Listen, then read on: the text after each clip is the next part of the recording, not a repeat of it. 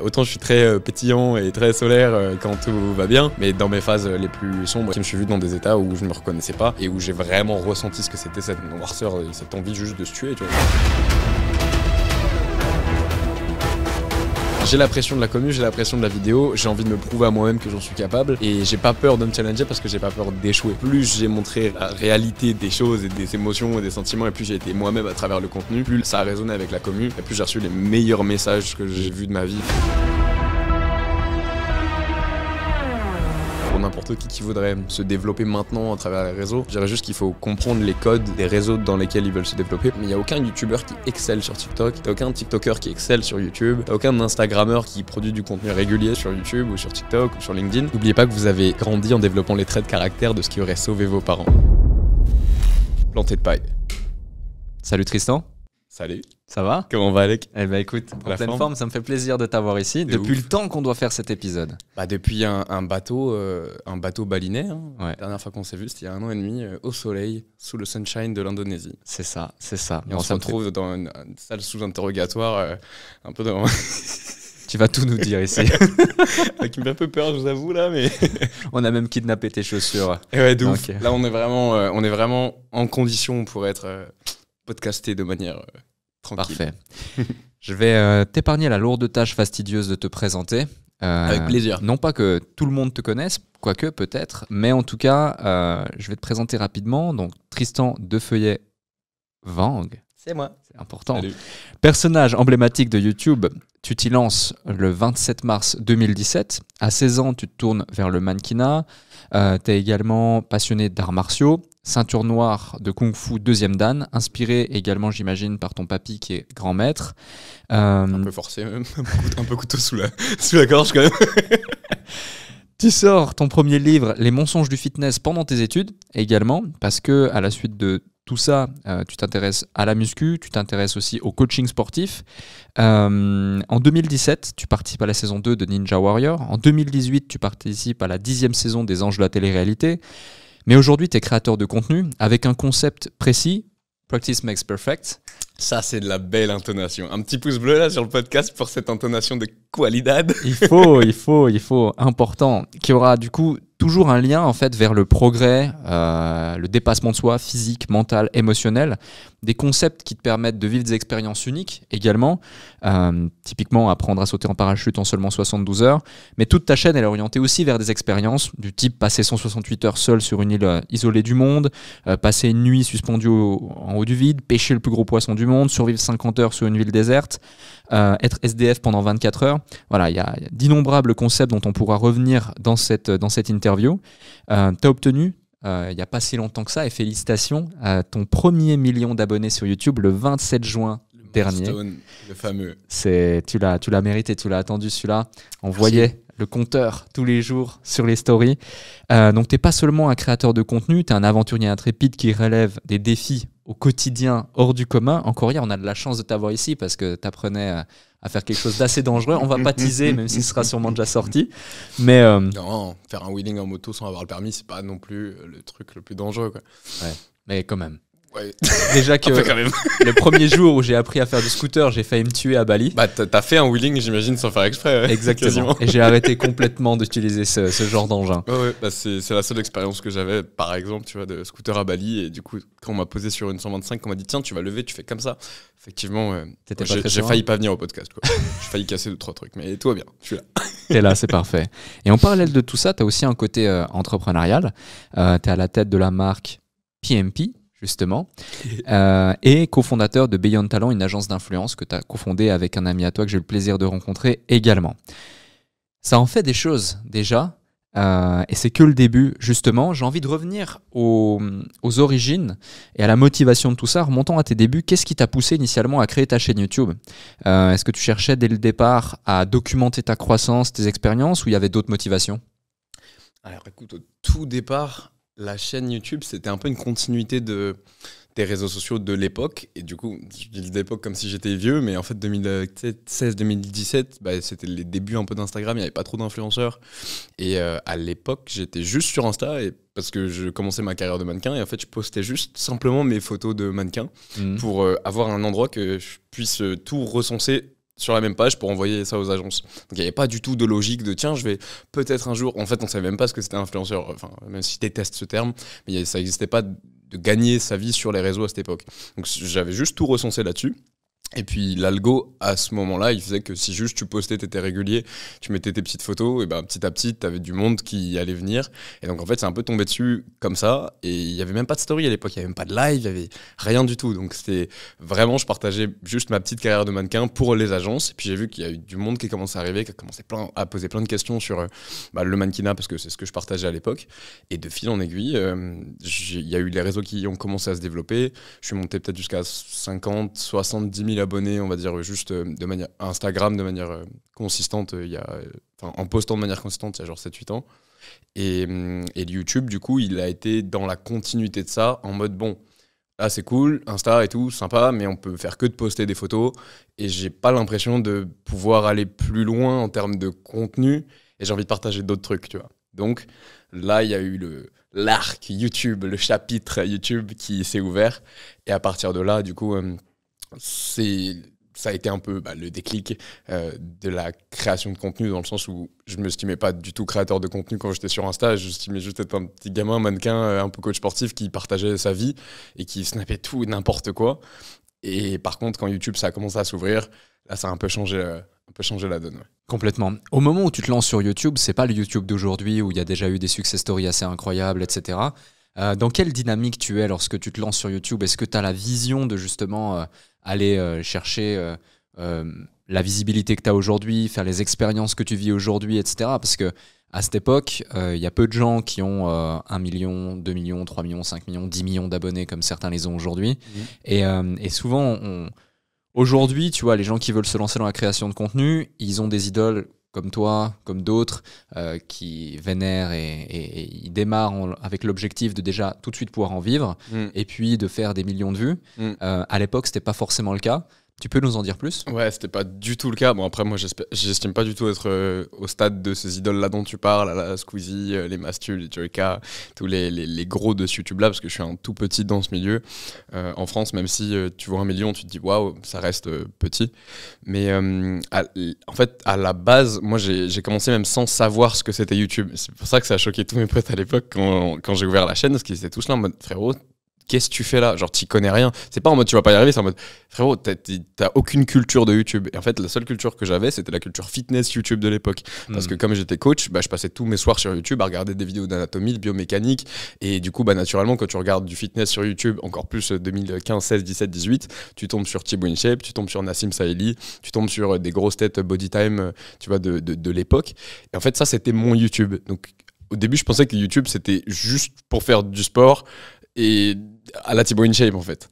Et du coup, non, il n'y avait pas du tout cette vision entrepreneuriale, il n'y avait pas du tout cette vision tiens, on va aller chercher à faire des abonnés et potentiellement gagner sa vie avec, et potentiellement, chose que maintenant, je trouve, pour parler avec beaucoup de nouveaux créateurs qui se lancent, un peu la génération TikTok, qui se perdent là-dedans, qui commencent pas forcément pour ce que j'estime être les bonnes raisons, et un peu comme tu vois, la lumière elle brille, ça attire les papillons de nuit, là c'est un peu la même chose, c'est un milieu qui attire beaucoup parce que les paillettes et c'est joli, et bien sûr être certif sur Insta et tout, bien sûr tu vas pouvoir pécho plus de meufs après, c'est cool, mais si tu commences pour ça, peut-être que faut peut-être un peu revoir le why. Ouais, les mauvaises motivations. Ouais, après, bon, mauvais, c'est un peu des jugements personnels, mais moi, ça me dérange de voir des créateurs arriver en se disant, tu sais quoi, je veux être super connu et faire de l'argent. C'est pas comme ça que ça s'est créé, ce milieu et ce métier. Et pour moi, c'est un métier de cœur avant tout, c'est un métier de partage, de peu importe, de savoir, de connaissance, d'humour, de divertissement. Et effectivement, après, il y a de tout, tu vois. T'as des créateurs qui arrivent parce qu'ils adorent le truc, et t'as des créateurs qui arrivent parce qu'ils sont attirés par cette lumière-là qui brille. Et forcément, tout le monde a envie un peu de goûter à ça. Complètement. Comment t'as vu justement le monde de la création de contenu évoluer sur ces 5 à 6 dernières années? Waouh. Écoute, moi, à la base, quand j'ai commencé du coup à faire mes vidéos YouTube, comme je t'ai dit, à la base j'étais super centré sport, et petit à petit du coup j'ai commencé à regarder à droite à gauche ce qui se faisait, et je suis naturellement tombé sur les vidéos YouTube américaines, et là j'ai été catch de ouf par la dynamique américaine. Donc à l'époque c'était principalement les Logan Paul, les David Dobrik, et on va dire les grosses têtes US qui faisaient du contenu qui aller beaucoup plus loin dans le côté divertissement, parce que les ricains toujours plus. Et du coup, j'ai un peu grandi avec ce YouTube-là, après du coup la phase sport.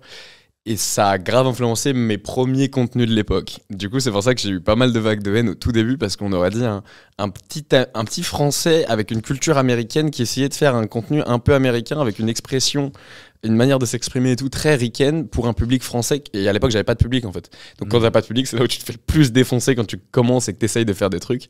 Et pour la petite anecdote, ma première vidéo, je poste un qui suis-je, donc pour faire la transition Insta YouTube, et je suis juste là en mode bon bah salut, moi je suis Tristan, j'ai 19 ans à l'époque, j'ouvre la chaîne parce que coach sportif, ok, et là gros je me mange le premier raid de haine de ma vie. Donc en fait il y a des mecs sur les Reddit pareil de l'époque, des forums qui s'amusaient à faire des raids de haine, et du coup je vois que ma vidéo, c'est normal à l'époque ça faisait pas trop de vues, mais d'un coup elle mange genre 5000 vues d'un coup et genre 2000 pouces rouges d'un coup, puis à l'époque tu pouvais les voir aussi. Et je dis, très bizarre là d'un coup quand même. C'était déjà trop d'un coup, tu vois.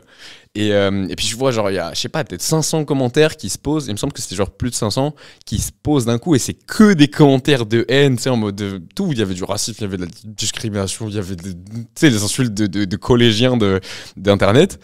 Et je me mange tout ça. Et là, ça m'a choqué, tu vois. J'étais en mode, waouh! Ah ouais, et j'ai pas compris parce qu'il m'a fallu un peu de temps pour capter que c'était un mec qui avait lancé un raid et de retrouver le truc officiel et tout.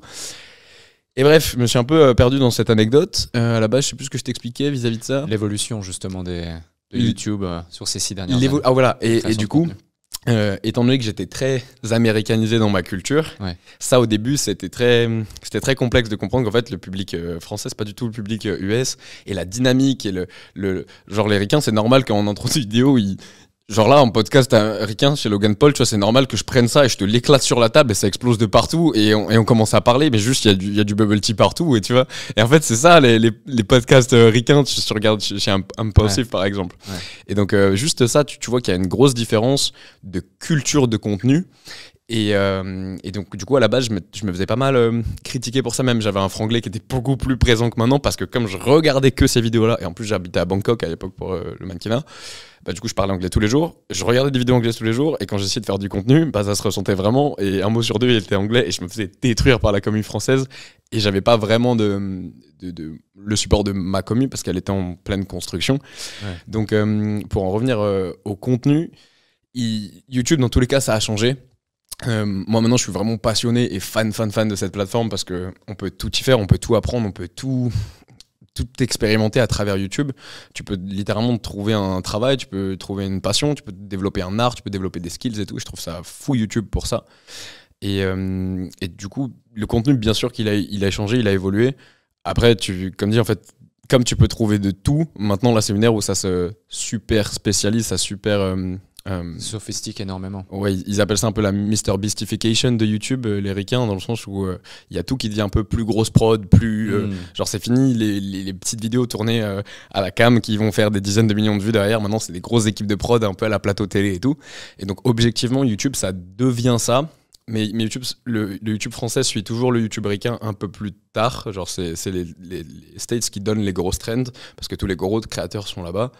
Et donc naturellement on suit leur évolution, et maintenant on voit que ça devient de plus en plus du contenu ultra poussé, ultra travaillé, ultra coûteux. Donc objectivement l'évolution de YouTube maintenant c'est ça. Et après il y a plein de créateurs qui se greffent ou non dans le suivi des trends. Moi j'ai choisi de pas trop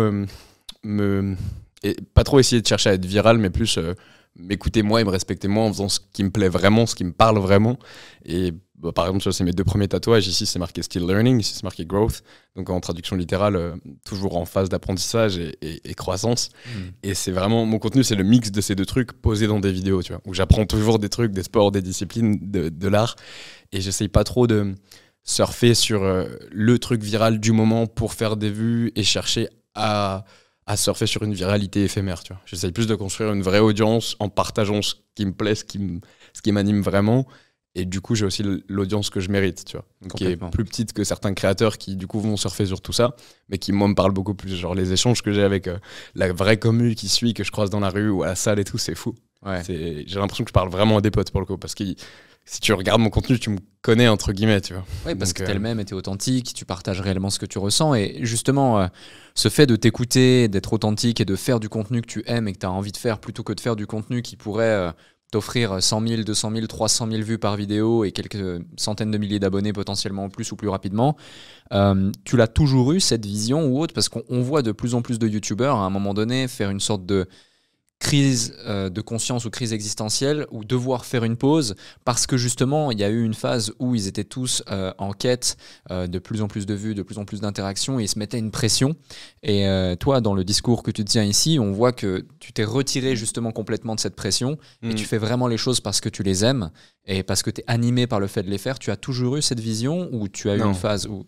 Non, en fait, au début, tu peux pas te permettre de faire ça, encore plus quand t'es étudiant et que, en fait, tu peux pas dire du jour au lendemain, tiens, j'arrête tout et je commence à faire YouTube. Et puis, en plus, je vais faire mon Ikigai et me respecter moi. Donc, Ikigai, pour ceux qui savent pas, c'est c'est une philosophie de vie japonaise où tu fais 4 cercles. T'as ce que t'aimes faire, ce dont ce que tu sais faire, ce pourquoi tu vas être payé, ce dont le monde a besoin. Et tu vas chercher à trouver l'Ikigai. Donc, c'est le centre parfait de tout ça pour être aligné avec toi. Et au début, tu peux juste pas, parce que en plus, moi, je viens d'une famille très défavorisée, famille monoparentale et tout. J'ai perdu ma mère quand j'étais plus jeune et on a eu toujours un rapport à l'argent très spécial. Et objectivement, on n'était pas du tout. On n'avait pas du tout, en fait, clairement.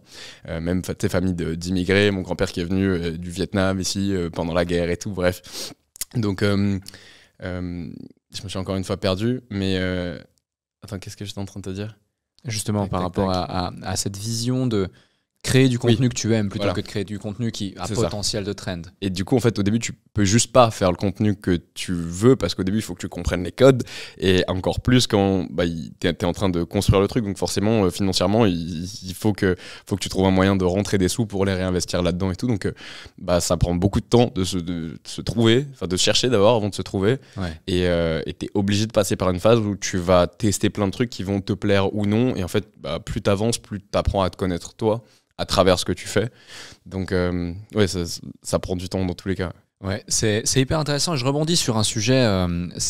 Tu parlais avant de ces 2000 haters qui arrivent sur une de tes premières vidéos, voire ta première vidéo. Et les haters, le harcèlement sur Internet, etc., ça peut freiner beaucoup de gens, ça crée beaucoup de polémiques. On l'a vu à de nombreuses fois. Qu'est-ce qui fait que toi, dès le début, justement, tu as fait abstraction de ça et tu as continué? Parce qu'il y a beaucoup de gens qui auraient pu abandonner dès cette première vidéo, dès cette première réaction assez virulente visiblement, et pourtant ça t'a pas forcément affecté, ou ça t'a affecté mais t'as fait la part des choses et t'as continué à avancer. Ouais, je pense que ça dépend juste de comment t'es câblé. Après, dans tous les cas, tout le monde au début ça va toujours te toucher de la même manière, mais l'avantage des réseaux, c'est que ça te force, en fait, les gens qui sont vraiment là depuis des années, pas ceux qui ont un pic de viralité sur TikTok depuis 6 mois et qui ont des millions d'abonnés maintenant, qui savent pas gérer ça. Mais je sais pas, je prends Thibaut InShape, tu vois, ça fait 15 ans qu'il est sur la plateforme. Ouais. Les gars comme Thibaut et tous les créateurs qui sont sur place maintenant, qui sont construits depuis longtemps, ça montre naturellement qu'ils sont obligés d'avoir une sorte de I don't give a fuck mentality, tu vois, sinon tu peux pas être là, en fait. Tu peux pas être sur les réseaux et toujours être atteint par le regard et les commentaires et l'approbation des autres. C'est juste pas possible, en fait, ça marche pas ensemble. Donc en fait, l'avantage, c'est que ça fait le tri un peu. Et c'est vrai que ça freine beaucoup de gens dès le départ, mais malheureusement, et peut-être heureusement aussi pour la créateur économie, ça filtre, en fait. Il y a des gens qui sont juste pas prêts à faire ce taf, et il y a tout le monde qui veut, en fait, les avantages et les paillettes sans vouloir forcément les sacrifices. Et enfin, sans faire les sacrifices, c'est vouloir le côté négatif de ces avantages-là. Donc malheureusement, oui, quand t'es connu, que tu t'exposes et que tu partages des trucs qui sont plus ou moins personnels et plus ou moins privés, il faut s'attendre à avoir des gens qui vont venir se permettre de donner leur avis subjectif sur ce que toi tu fais ou ce que tu es. Mais il faut juste capter que c'est leur avis subjectif et personnel et que ce qu'il dit de toi, ça te reflète pas toi, tu vois, ça reflète juste lui, en fait. Donc à partir du moment où tu as réussi à distancer ça, tu peu évolué là-dedans et je pense que au début, comme dit, ça te touche toujours forcément un peu et t'es obligé de faire le taf, tu te retrouves confronté à ça et t'es là en mode ok, qu'est-ce que je fais? Et c'est un peu comme un jeu vidéo, tu vois, en mode je continue et je m'en bats les steaks ou alors putain, je suis blessé, je suis touché et ça me fait mal au cœur et je give up, tu vois. Ouais. Donc c'est des petites épreuves qui te font continuer ou non, mais comme dit, moi je trouve ça bien parce que c'est pas fait pour tout le monde ce milieu. Ouais, complètement. Ça fait aussi un tri, une sélection naturelle, mais ça te renforce et ça te permet de faire la part des choses et de te déconnecter au regard des autres. Ouais. Un autre point, tu l'as évoqué il y a quelques instants, tu l'évoques quelquefois dans certaines interviews, c'est l'impact du décès de ta maman dans des circonstances pas faciles. Souvent, les gens n'arrivent pas forcément à se relever à ce type de situation ou même n'ont pas forcément le courage d'en parler comme tu le fais. Comment cette perte tragique a-t-elle construit ta résilience et ta détermination pour le reste de tes projets dans ta vie? Très bonne question. C'est très intellectualisé et mentalisé maintenant si je te réponds comme ça. Mais sur le coup, tu sais pas trop ce qui se passe. En fait, il m'a fallu 20 ans pour comprendre. Tu vois, et je suis toujours en train d'intégrer des trucs qui se sont passés il y a 15 ans. Tu vois. Donc, sur le moment, tu captes pas trop et tu te poses pas trop de questions. Tu vois, il n'y a pas toute cette réflexion qu'on peut avoir maintenant une fois que c'est fini et on peut se retourner, regarder le chemin parcouru et dire ah oui, à ce moment-là j'ai fait ça parce qu'en fait là j'avais envie de me prouver à moi-même que j'en étais capable et tout. Non, à ce moment-là t'es juste il se passe plein de trucs qui te forgent toi. On a tous nos événements douloureux, négatifs ou pas, mais il y a toujours un petit truc dans la vie de quelqu'un qui va venir trigger des blessures, des traumas et tout, et c'est pas forcément c'est pas parce que moi j'ai perdu ma maman que ça a été pire que quelqu'un qui va, je sais pas, par exemple, juste avoir ses parents séparés, divorcés. Tu vois, j'ai plein de potes, leurs parents divorcés, ça les a atteints plus que moi, la perte de ma mère. Donc en fait, c'est super subjectif, encore une fois.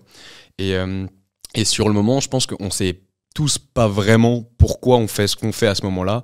Et c'est avec du recul et avec beaucoup d'introspection, beaucoup de psychanalyse de moi-même que j'ai su me dire ah ok, en fait, cette perte-là, elle a impliqué tous ces changements-là de comportement et de caractère chez moi. Et du coup, grâce à ça, j'ai pu mieux me comprendre et mieux comprendre tous les choix qui ont dicté ma vie.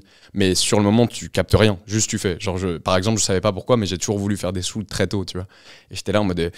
Je comprenais pas, tu vois, j'étais le seul à 10, 11, 12 ans, j'essayais de trouver un moyen de faire un peu d'argent de poche, acheter des trucs sur internet, les vendre, des chaussures sur Alibaba à l'époque, les ouvrir gros à la cour du collège et tout. J'avais les billets, j'avais les poches pleines de billets alors que je vendais des chaussures à mes potes. Je savais pas ce que c'était vraiment d'avoir des sous et tout. Et bref, en fait, j'ai toujours cherché à faire de l'argent dans un coin inconscient de ma tête. Et au bout d'un moment, plus j'ai bossé sur moi, et plus j'ai fait le lien un peu plus tard en me disant ah bah en fait make sense, tu vois, parce que si j'avais eu des sous, ma mère elle aurait pas fait ce geste là de suicide du coup, et ça aurait changé toute la suite de l'histoire. Mais sur le coup je savais pas te dire que ah bah en fait comme on n'avait pas eu de sous et que ça a influencé et que ça a amené à ce geste là, bah moi ça m'a construit comme ça. Ouais. Tu vois, sur le moment il se passe un truc, ça te casse la gueule et du coup il y a une petite voix inconsciente qui te dit bon on va faire un truc, mais juste on va faire un truc. Il n'y a pas de on va faire un truc parce que il faut absolument se sortir de la galère et il faut pas suivre le même chemin. Et non, ça c'est plus tard quand du coup tu regardes sur le chemin, tu vois. Ouais. Mais bien sûr ça a forgé. C'est clair, et justement tu l'évoques très très bien, c'est que ce travail d'introspection il se fait avec le temps, ces prises de conscience elles se font avec le temps, et aussi dans tes vidéos, dans tes rencontres, dans tes expériences que tu fais dans tes vidéos, tu fais souvent des travails d'introspection aussi, ou des expériences qui vont te permettre de voir plus clair en toi et autres. Et tu évoques à un moment donné, tu parles de ta vieille âme dans un corps tout neuf. Qu'est-ce que cela signifie pour toi et comment ça influence ta manière de voir le monde, de voir les choses en particulier, et comment ça se reflète en fait dans les défis que tu choisis de relever au quotidien? Après là, c'est très c'est très personnel, enfin encore une fois, mais ma manière de voir les choses, c'est que en fonction de comment t'es câblé, t'as été éduqué, la culture que t'as, que ce soit religieuse ou spirituelle, tu vas croire en certaines choses ou pas. Mais moi, j'ai toujours ressenti que depuis que je suis gosse, j'ai l'impression d'être déjà venu ici. Genre, j'ai un anglais quasi courant. Genre, ma copine américaine, on parle tous les jours en anglais, mais elle me dit, je comprends pas comment tu peux parler comme ça pour un Français qui n'a jamais allé là-bas, tu vois. Elle me dit, tu parles aussi bien que moi, voire des fois tu m'apprends des trucs, tu vois, alors que j'ai jamais poussé le truc. Juste un exemple concret. Et en fait, il y a des trucs que j'ai toujours eu l'impression de savoir déjà faire. Il y a des facilités que j'ai eues dans plein de domaines, genre arts martiaux, tu vois, j'ai eu ma ceinture noire fédérale et tout, au plus jeune, genre le jour où j'ai pu l'avoir, j'étais toujours dans les plus jeunes. Il y a des trucs que j'avais toujours eu l'impression de savoir déjà faire, et ça a toujours fait là. Depuis que je suis gosse, il y a toujours eu cette petite voix en moi en mode mais ça je l'ai déjà appris, ou je l'ai déjà vu, je l'ai déjà fait, tu vois. Donc après, quand tu te renseignes un petit peu, que tu regardes, après on y croit pas, tu vois, ça dépend des croyances, des cultures. Mais dans la culture hindoue, par exemple, ils te parlent du samsara, donc c'est le cycle de réincarnation. Et pour eux, ils croient au fait que la vie, elle est faite de manière cyclique et qu'en fait, tu t'amuses à venir et à repartir, de expérimenter la matière à travers ce corps physique, tu vois. Donc, mais l'énergie qui est à la base, c'est ton âme qui vient, qui se balade et tout. Bref, ça, c'est juste comment eux, ils t'expliquent la vie. Ouais. Donc, c'est des cycles de réincarnation. Et en fait, moi, je sais pas trop, j'ai pas la réponse. Juste, je sais que depuis que je suis gosse, je me dis, mais j'ai l'impression d'être déjà venu, j'ai l'impression que je connais ça, j'ai l'impression qu'il y a des trucs que j'adore, des trucs que je déteste, mais c'est très fort en moi, et ça, des fois, ça fait résonner des trucs très forts, comme si j'avais une maturité sur certains points qui étaient plus développés pour je ne sais quelle raison, tu vois. Donc, voilà, ça c'est ce qui fait que ça, tu l'as trouvé du coup dans ma bio. J'ai un petit tatouage derrière aussi avec marqué Old Soul Young Blood, et j'aime bien dire que je suis une vieille âme parce que je me sens beaucoup plus vieux que ce que je suis. Objectivement, tu vois, j'ai 25 ans, mais il y a plein de trucs où j'ai l'impression depuis tout petit d'être beaucoup plus vieux, et c'est un petit jeu de mots, un petit clin d'œil à un aspect peut-être spirituel dont on n'aura ni toi ni moi jamais la réponse jusqu'à la fin du jeu, tu vois. Ce qui est bien, c'est que tu t'écoutes finalement, et c'est le plus important. Il y a un truc qui est intéressant aussi avec toi, c'est que tu as mené des expériences assez extrêmes, comme passer une semaine isolée ou survivre 50 heures dans une ville déserte. Quelle est l'expérience qui t'a le plus appris sur toi-même ? C'est dur de t'en cibler qu'une. Tu vois, sur ce tatouage juste là, ouais, c'est marqué « Toute forme de connaissance devient finalement connaissance de soi ». Et ça vient de Bruce Lee. Et en fait, j'ai l'impression, et je dis souvent ça, qu'à travers mes vidéos, le fait de tester et d'expérimenter plein de trucs différents, en fait, ça m'en apprend pas vraiment sur le sport en soi, sur l'activité en soi. Genre, quand j'apprends à faire un backflip en wakeboard, c'est cool.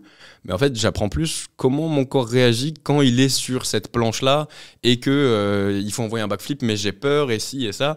Et en fait, plus tu travailles à découvrir des sports et des activités et de l'art, plus tu apprends toi à te connaître à travers ça. Et du coup, c'est dur de te donner une seule expérience ou une seule vidéo qui m'a vraiment ouvert parce qu'elles l'ont toutes fait. Mais là, comme ça, je te dirais, c'est sûrement l'expérience Breathwork. Pour résumer, en gros, j'ai fait une vidéo où je testais la respiration holotropique, on appelle ça. Donc, c'est une respiration qui te fait hyperventiler, qui a été développée par Stanislas Grof pour mimiquer les effets des psychédéliques, mais de manière naturelle. Donc, en fait, il y avait beaucoup de thérapies qui se faisaient dans les années 60 avec les psychédéliques. Et quand ça s'est fait interdire suite à de nombreux abus, Stanislas Grof, il s'est dit « Ok, on va trouver le moyen de faire qu'on puisse continuer le travail et les soins avec ça ». Et du coup, il a créé cette méthode-là qui te fait hyperventiler, qui change les échanges gazeux dans ton sang. Et en gros, dans ma vidéo, j'ai essayé ça, j'ai expérimenté ça. Et ça m'a fait partir dans ce qu'on appelle un état de conscience modifié, un état de conscience alternatif, où du coup, tu es en transe. Et des transes, il y en a plein. Tu vois, tu as de la transe hypnotique, où c'est juste de l'hypnose. Tu as la transe, j'ai plus le nom, mais quand tu rêves, c'est quand en fait, tu es juste en transe, littéralement. Et du coup, cette expérience, elle m'a bien impacté, elle m'a bien ouvert les yeux, elle m'a fait faire une rétrospective de toute ma vie alors que j'étais juste allongé sur le sol en train de respirer comme ça. Et en fait, il y a eu plein de petits apprentissages il y a eu plein de leçons, un peu comme si tu avais plugué une clé USB de plein de trucs inconscients de ma vie et plein de leçons que j'avais pas encore ouvert le zip. Genre, le truc, il était là depuis longtemps, mais là, ça me l'a ouvert en pleine gueule.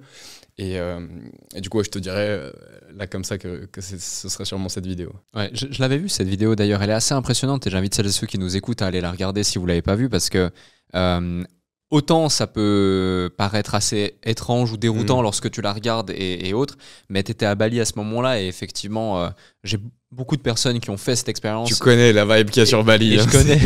Je connais tout ça, effectivement. Et je pense que c'est le genre d'expérience que tu peux difficilement décrire, expliquer, même si tu l'as très bien fait dans la vidéo, je tiens à le dire.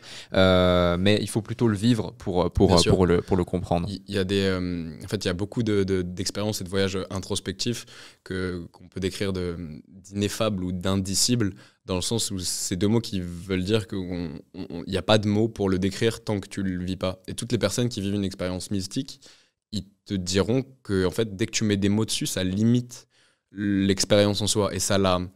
Il y a une métaphore très parlante pour ça. C'est dans un livre qui s'appelle Voyage aux confins de l'esprit de Michael Pollan.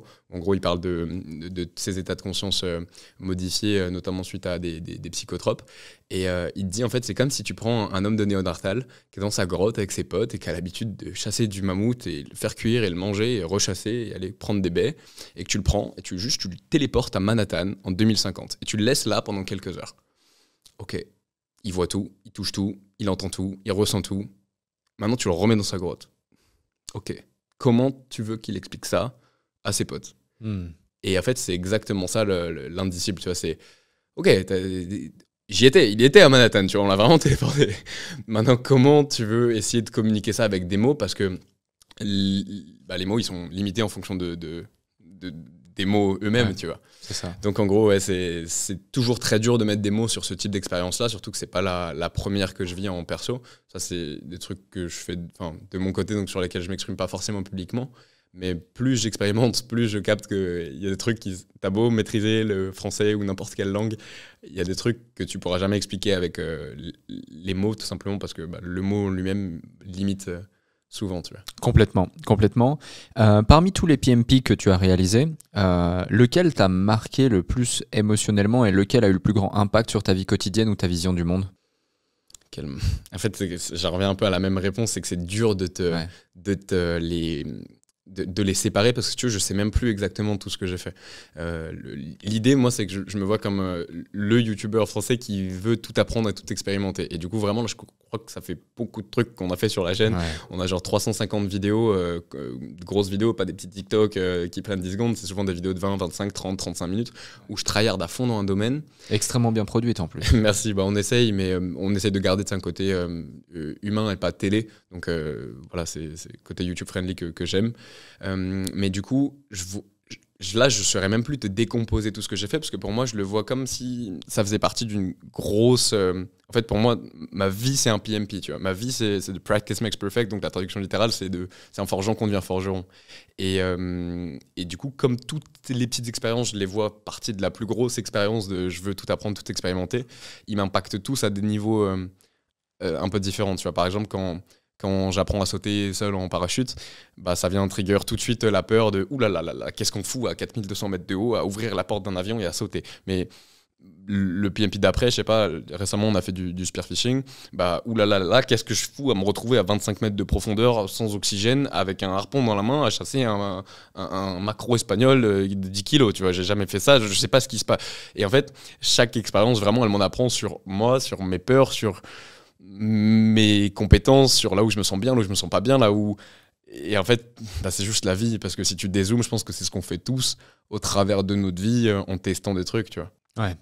Des créateurs contenu, il y en a au moins autant qu'il n'y a de concepts. Pourquoi si ce n'est plus. Pourquoi avoir choisi spécifiquement ce type de concept-là? En fait, ce type de concept, il n'existait même pas dans le sens où... il y a personne qui s'est dit... maintenant, on est 3, je crois, dans le monde à avoir une thématique... 3 youtubeurs qui font vraiment que d'apprendre des trucs. Là, je pense à Mike Sheck, youtubeur US. Il y avait Super Echo en France à l'époque. Et après, apprentissage pur, il n'y a plus trop de monde. Il y a toujours 2-3 petites chaînes, mais elles ne sont pas très connues. Et oui, il y avait Mike Boyd à l'époque. C'est ce mec-là qui m'a donné envie de tester. C'était le premier. C'était un peu le Cyprien UK qui testait des trucs.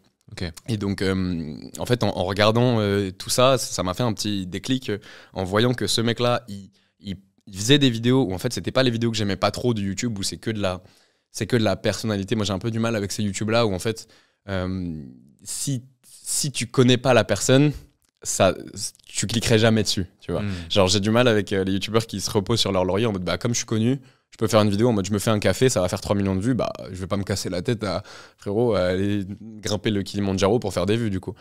Et je me suis dit, bah, en fait, juste, ça me parle, moi, en perso, comme disent, mes 2 tatouages, ils étaient même pas là à l'époque, et je les visualisais déjà avant de les avoir et avant de faire ce contenu. Et en fait, bah, c'est vraiment le mix parfait de ces 2 tatous, dont un concept qui s'éteindra jamais, parce que jamais tu auras fait le tour de tout ce qui est possible d'apprendre et de tester. Donc ça me correspond, moi, intrinsèquement, tu vois, comment je suis câblé. Je sais qu'avec ça, j'ai un peu fait mon petit burn-out et ma petite remise en question de créateurs qu'on a tous à un moment donné, où t'atteins ton milestone, bah, à l'époque c'était les 100 000, et t'es là, tu te dis ok, maintenant je fais quoi? Et si t'es pas aligné avec ce que tu fais là, il risque de se passer un moment où la vie elle va vite te le rappeler, tu vas te prendre une grosse start et tu vas te dire putain, mais en fait c'est cool, mais c'est pas trop ça que je veux faire. Il y a le joueur du grenier, tu vois, un gros youtubeur qui avait eu cette claque, qui l'avait dit à un moment. Il avait dit mais putain, je me suis un peu enfermé dans un concept qui c'est cool, je l'aime bien, mais je l'ai trop fait à trop grande échelle, et c'est pas, je suis plus que ça, tu vois, je suis plus que ce concept. Donc ouais, avec du recul, je me suis ce petit burn-out de 2018 qui a renvoyé, qui a revu toute ma manière de penser, de réfléchir et de produire. Il a été grave nécessaire parce que depuis, je me suis trouvé dans mon contenu à travers toutes les remises en question et les phases un peu plus sombres qu'il y a eu, en mode faire des nuits blanches en mode bon, bah, c'est quoi ma vie? Parce qu'en plus, il n'y a aucune certitude quand tu commences et que tu as un peu 18, 19, 20 ans, tu gagnes rien avec ça au début. Et tu vois que c'est un milieu ultra compétitif, qu'il y a plein de gens qui essayent de s'y greffer. Tu n'as personne pour apprendre d'eux. Surtout, moi perso, j'ai jamais trop été épaulé par quelqu'un ou quoi. Le seul qui m'a vraiment donné des conseils, qui m'a aidé au tout début, c'était Thibaut InShape, tu vois, à me lancer. Et juste, il m'a donné 2-3 conseils, il m'a encouragé. Mais sinon, je fais pas partie d'un network ou d'un groupe de potes, tu vois. Il y a beaucoup de groupes sur YouTube. T'as le groupe Webedia, t'as le groupe la Redbox qui vient de fermer, mais le Lot et tout. Enfin bref, t'as plein de clans de YouTubeurs et qui peuvent monter ensemble. Donc à la limite, ils peuvent se partager leurs problèmes et ils apprennent et cool. Mais moi perso, j'ai toujours été solo. Donc les phases de remise en question, bah t'es solo et t'es là dans ta chambre avec un papier et te dire bon, qu'est-ce que je fais maintenant?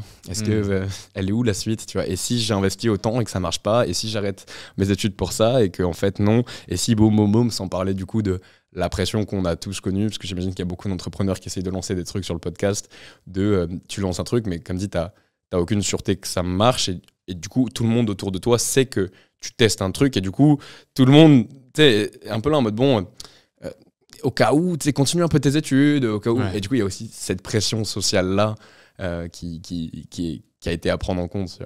Il faut réussir, il n'y a pas trop de choix. Il y a une vraie pression de la réussite, encore plus en France, parce que autant tu parlais des influences américaines ou autres, là-bas l'échec c'est limite une sorte de carte de visite, et on tape sur l'épaule, vas-y buddy, bravo. Let's go, bravo. Ouais. Et en France c'est ça, et en France c'est pas du tout le cas. Tu parlais avant de ces groupes de youtubeurs, etc., sans forcément les citer, mais tu disais surtout que toi, tu as toujours resté un petit peu solitaire. Qu'est-ce qui fait que t'es resté solitaire justement dans cette quête de l'avancée YouTube? Et en fait, j'ai jamais trop cherché à le rester, c'est juste que je peux pas faker qui je suis, et j'ai du mal à... En fait, je me vois pas du tout aller voir un youtubeur par intérêt et lui dire tiens, tu sais quoi, t'as des abonnés, j'ai des abonnés, viens on fit, tu vois. Et en fait, personnellement, il me faut ce lien qui va un peu plus loin que juste viens, on profite de nos intérêts mutuels communs qu'on aura à la suite de cette collaboration commerciale professionnelle, tu vois. Et les vidéos YouTube, je les vois pas de manière pro, en fait. Pour moi, c'est des moments de vie qu'on enregistre sous une caméra. Du coup, tu peux pas la faker avec quelqu'un avec qui ça va pas forcément super bien matcher. Et du coup, ouais, j'ai jamais trop été contacté aussi par YouTube, c'est vachement... Il y a beaucoup de créateurs qui sont perso, tu vois, et qui se disent bah putain, j'ai mon audience, j'ai mes abonnés. Tu sais, souvent tu acceptes de collaborer avec des gens qui vont être au même stade, voire plus, mais tu as rarement des gros créateurs qui vont donner des coups de main à des plus petits. Et en fait, j'ai juste compris que ça fonctionnait un peu comme ça, et que bah, moi, j'allais pas me faker qui je suis pour faire copain-copain avec des gens dans le but de... Et je voulais aussi, tu vois, me prouver que j'étais capable de faire tout seul, d'avoir un vrai concept, d'avoir une vraie commu self-made.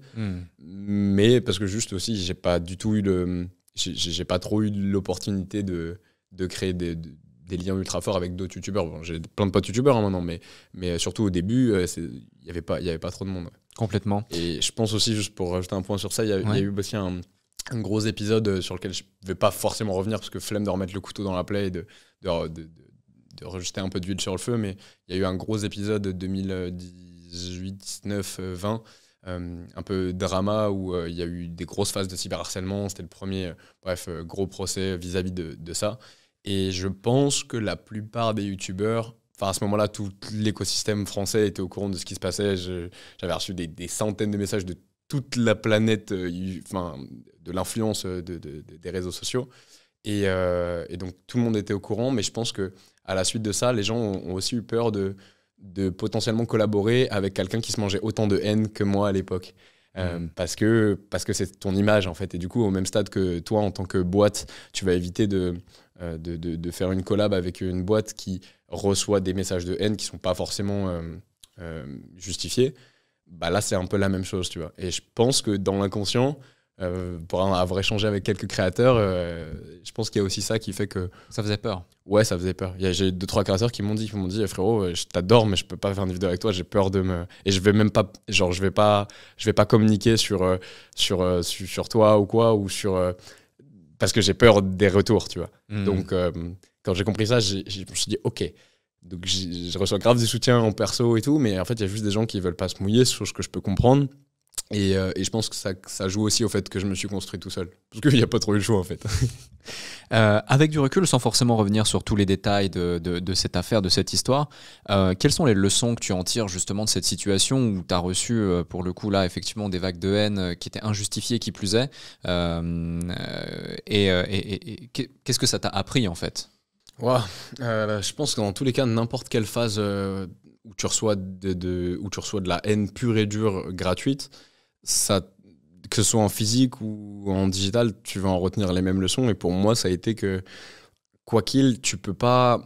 En fait, tu peux pas changer tu peux juste être toi-même. Et en fait, maintenant, je préfère être moi-même et être adoré ou détesté pour ce que je suis, plutôt que faire comme ce que la plupart des créas font, à mettre un peu un masque, tu vois, le persona en psychologie, et à être aimé ou détesté pour ça.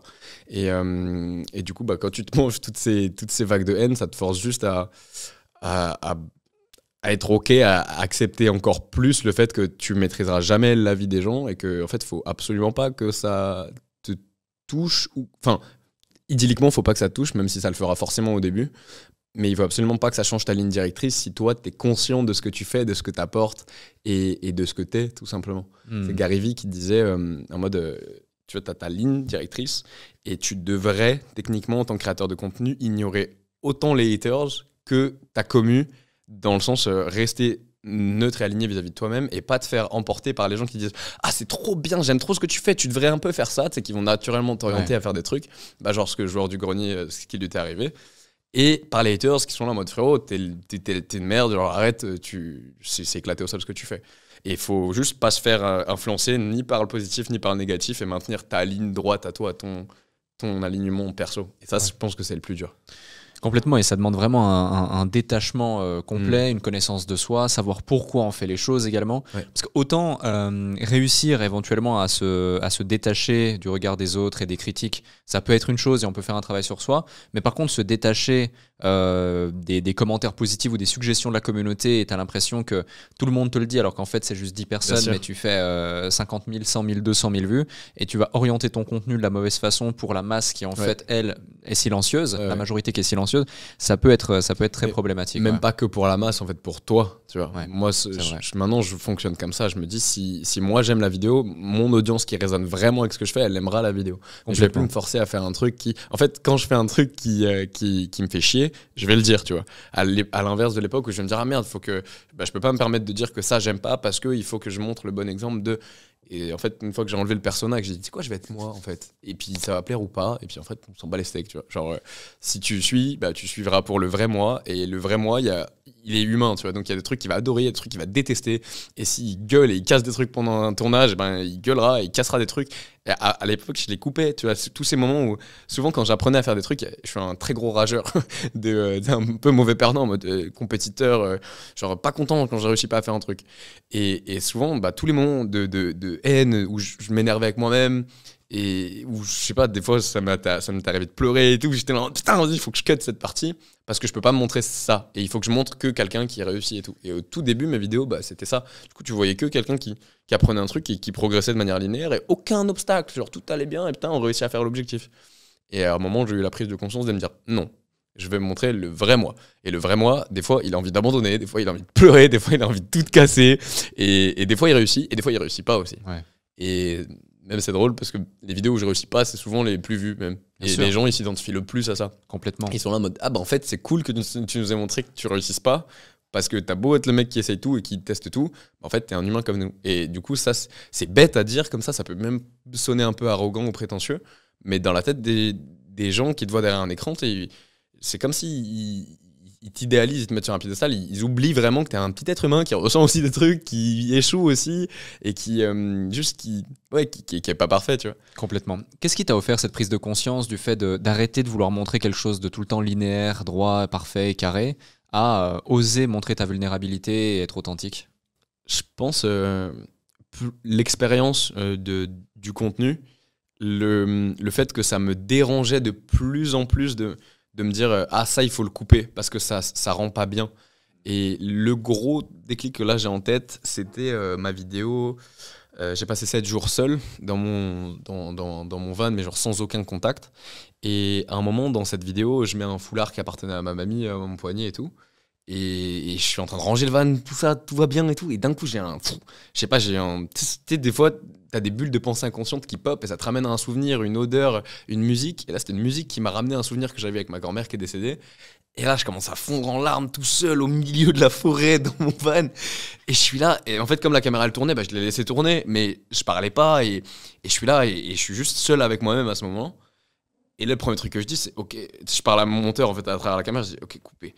Mais j'avais la flemme d'aller la changer, elle était trop loin, tu vois. Du coup, je laisse tourner. Et en fait, au montage, moi, j'ai dit à mes gars, OK, les gars, on coupe ça, je veux pas montrer ça. Et mon monteur était en mode, frérot, t'es fou. Genre, il me dit, à un moment, il me dit, non, stop. En fait, tu vois, à un moment, t'es humain, tu vois, t'as le droit de pleurer. Et c'est con, mais quand, en plus, avec l'éducation un peu mannequinat, un peu superficielle du côté réseaux sociaux et tout, et même le fait d'être un mec, tu vois. Le fait d'être un mec, arts martiaux, muscu et tout, on est costaud, on casse des gueules. Genre, t'as pas trop le droit, tu vois, de montrer le côté vulnérable de ta personne. Et je pense que ce moment-là, ça a été un peu un déclic de me dire, ah bah en fait, tu sais quoi, ça a été le truc le plus dur à faire pour moi, ça a été de laisser cette partie où j'étais super vulnérable. Et dans la vidéo, je parle de faiblesse, je dis, putain, j'aime pas me montrer faible. Et avec du recul, c'est pas de la faiblesse, c'est vraiment de la vulnérabilité. Et maintenant, c'est ce que je respecte c'est ce que je respecte le plus, encore plus chez un homme. Ouais. Parce que les hommes, on a tous été éduqués en mode mec pleure pas, tu vois. Mec, pas de moment de faiblesse, tu vois. Mec, et du coup, à partir de là, ouais, j'ai commencé à raisonner différemment et à me dire, bah, c'est quoi, on va juste tout montrer.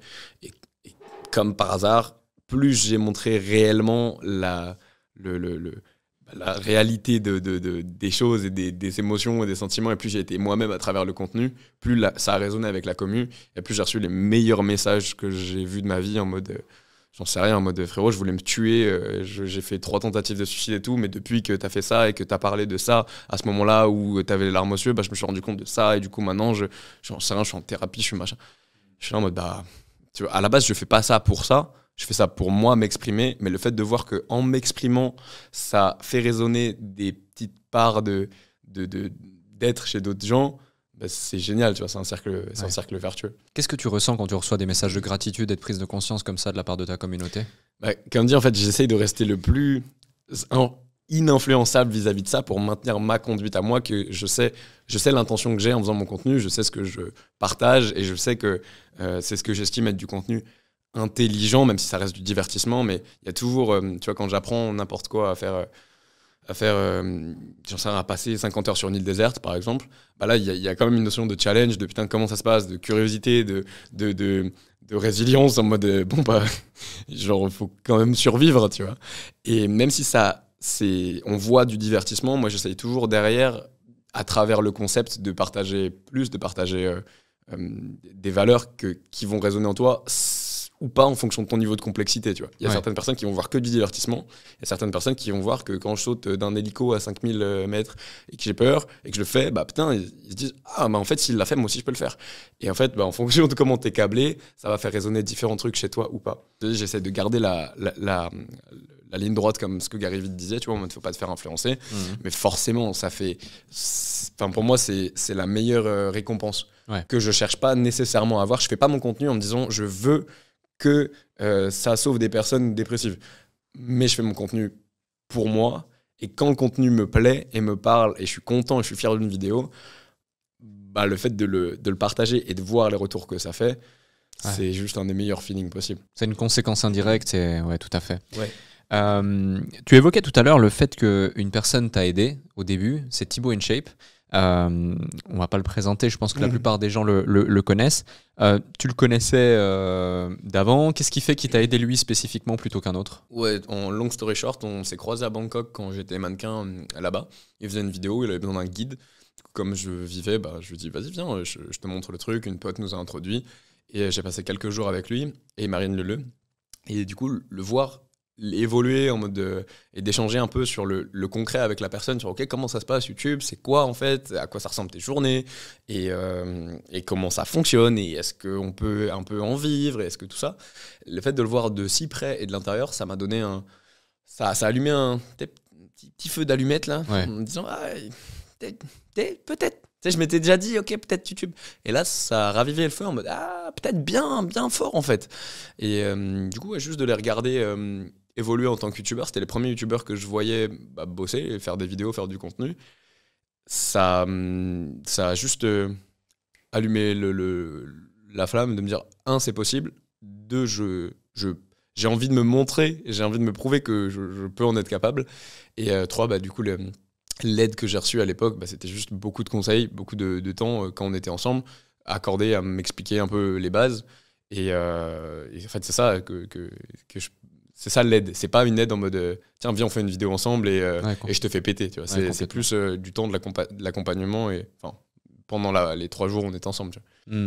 C'est super intéressant ce que tu évoques parce que finalement ça t'a un petit peu mis le pied à l'étrier ou créé une sorte de déclic mais concret à l'égard du fait que c'est possible. Et il y a beaucoup de gens qui nous écoutent qui nous suivent, s'intéressent à l'écosystème entrepreneurial, voient qu'il est possible de faire des choses, mais c'est vraiment le moment où tu vas avoir quelqu'un dans ton entourage que tu vas voir physiquement, je veux dire, pouvoir toucher entre guillemets, mais en tout cas te rendre compte que c'est possible et que cette personne elle est comme toi finalement, comme tu l'évoquais avant. Des fois, certains nous prennent pour des super-héros et tout. Moi à ce moment-là, Thibaut InShape, je pensais que c'était un mec de Hollywood, tu vois, qui faisait des.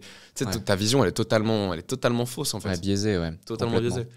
Et qu'est-ce que tu dirais justement à celles et ceux qui ont envie de faire des choses, comme toi à l'époque, tu avais envie finalement, tu t'intéressais déjà à YouTube, tu voyais que c'était possible, mais c'est cette rencontre qui a fait que tu t'es dit ok, en fait c'est vraiment possible, je vais le faire. Et peut-être que sans cette rencontre, tu n'aurais pas lancé ta chaîne ou tu l'aurais lancé beaucoup plus tard et tu ne serais pas le Tristan qu'on connaît aujourd'hui. Ouais, c'est ça. Je pense à terme que je l'aurais lancé parce que j'avais eu la petite flamme avant, tu vois, mais j'avais eu plein de petits trucs qui m'ont fait me dire pas maintenant, un peu, tu sais, des peurs, pas envie de manger toute la haine et pas envie de le regard des autres et tout.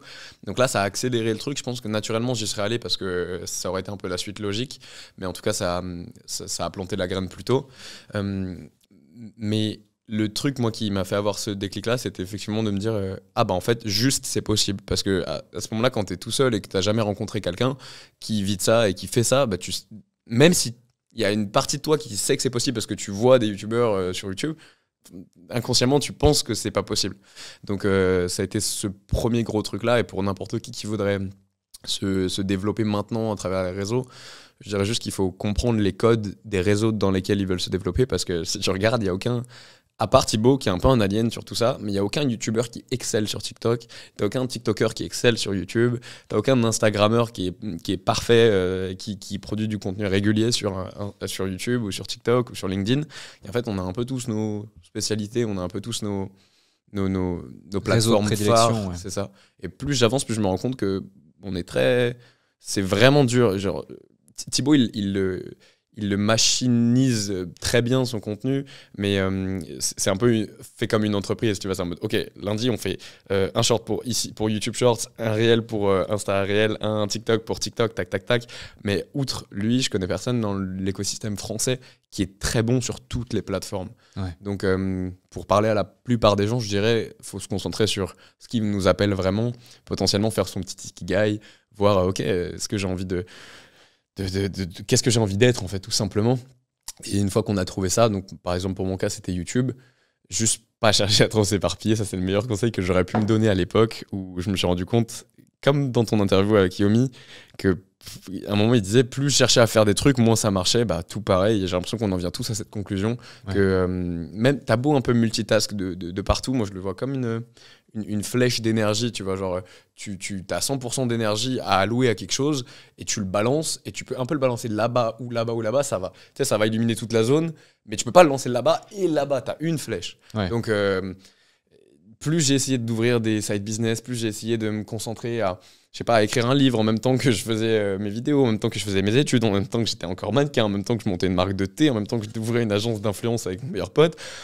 Bah en fait, tu fais tout pas bien. Donc, mais c'est juste normal parce qu'à un moment, on n'est pas soucé comme les entrepreneurs d'Hollywood là-bas et de la Silicon Valley. On a que 24 heures dans une journée.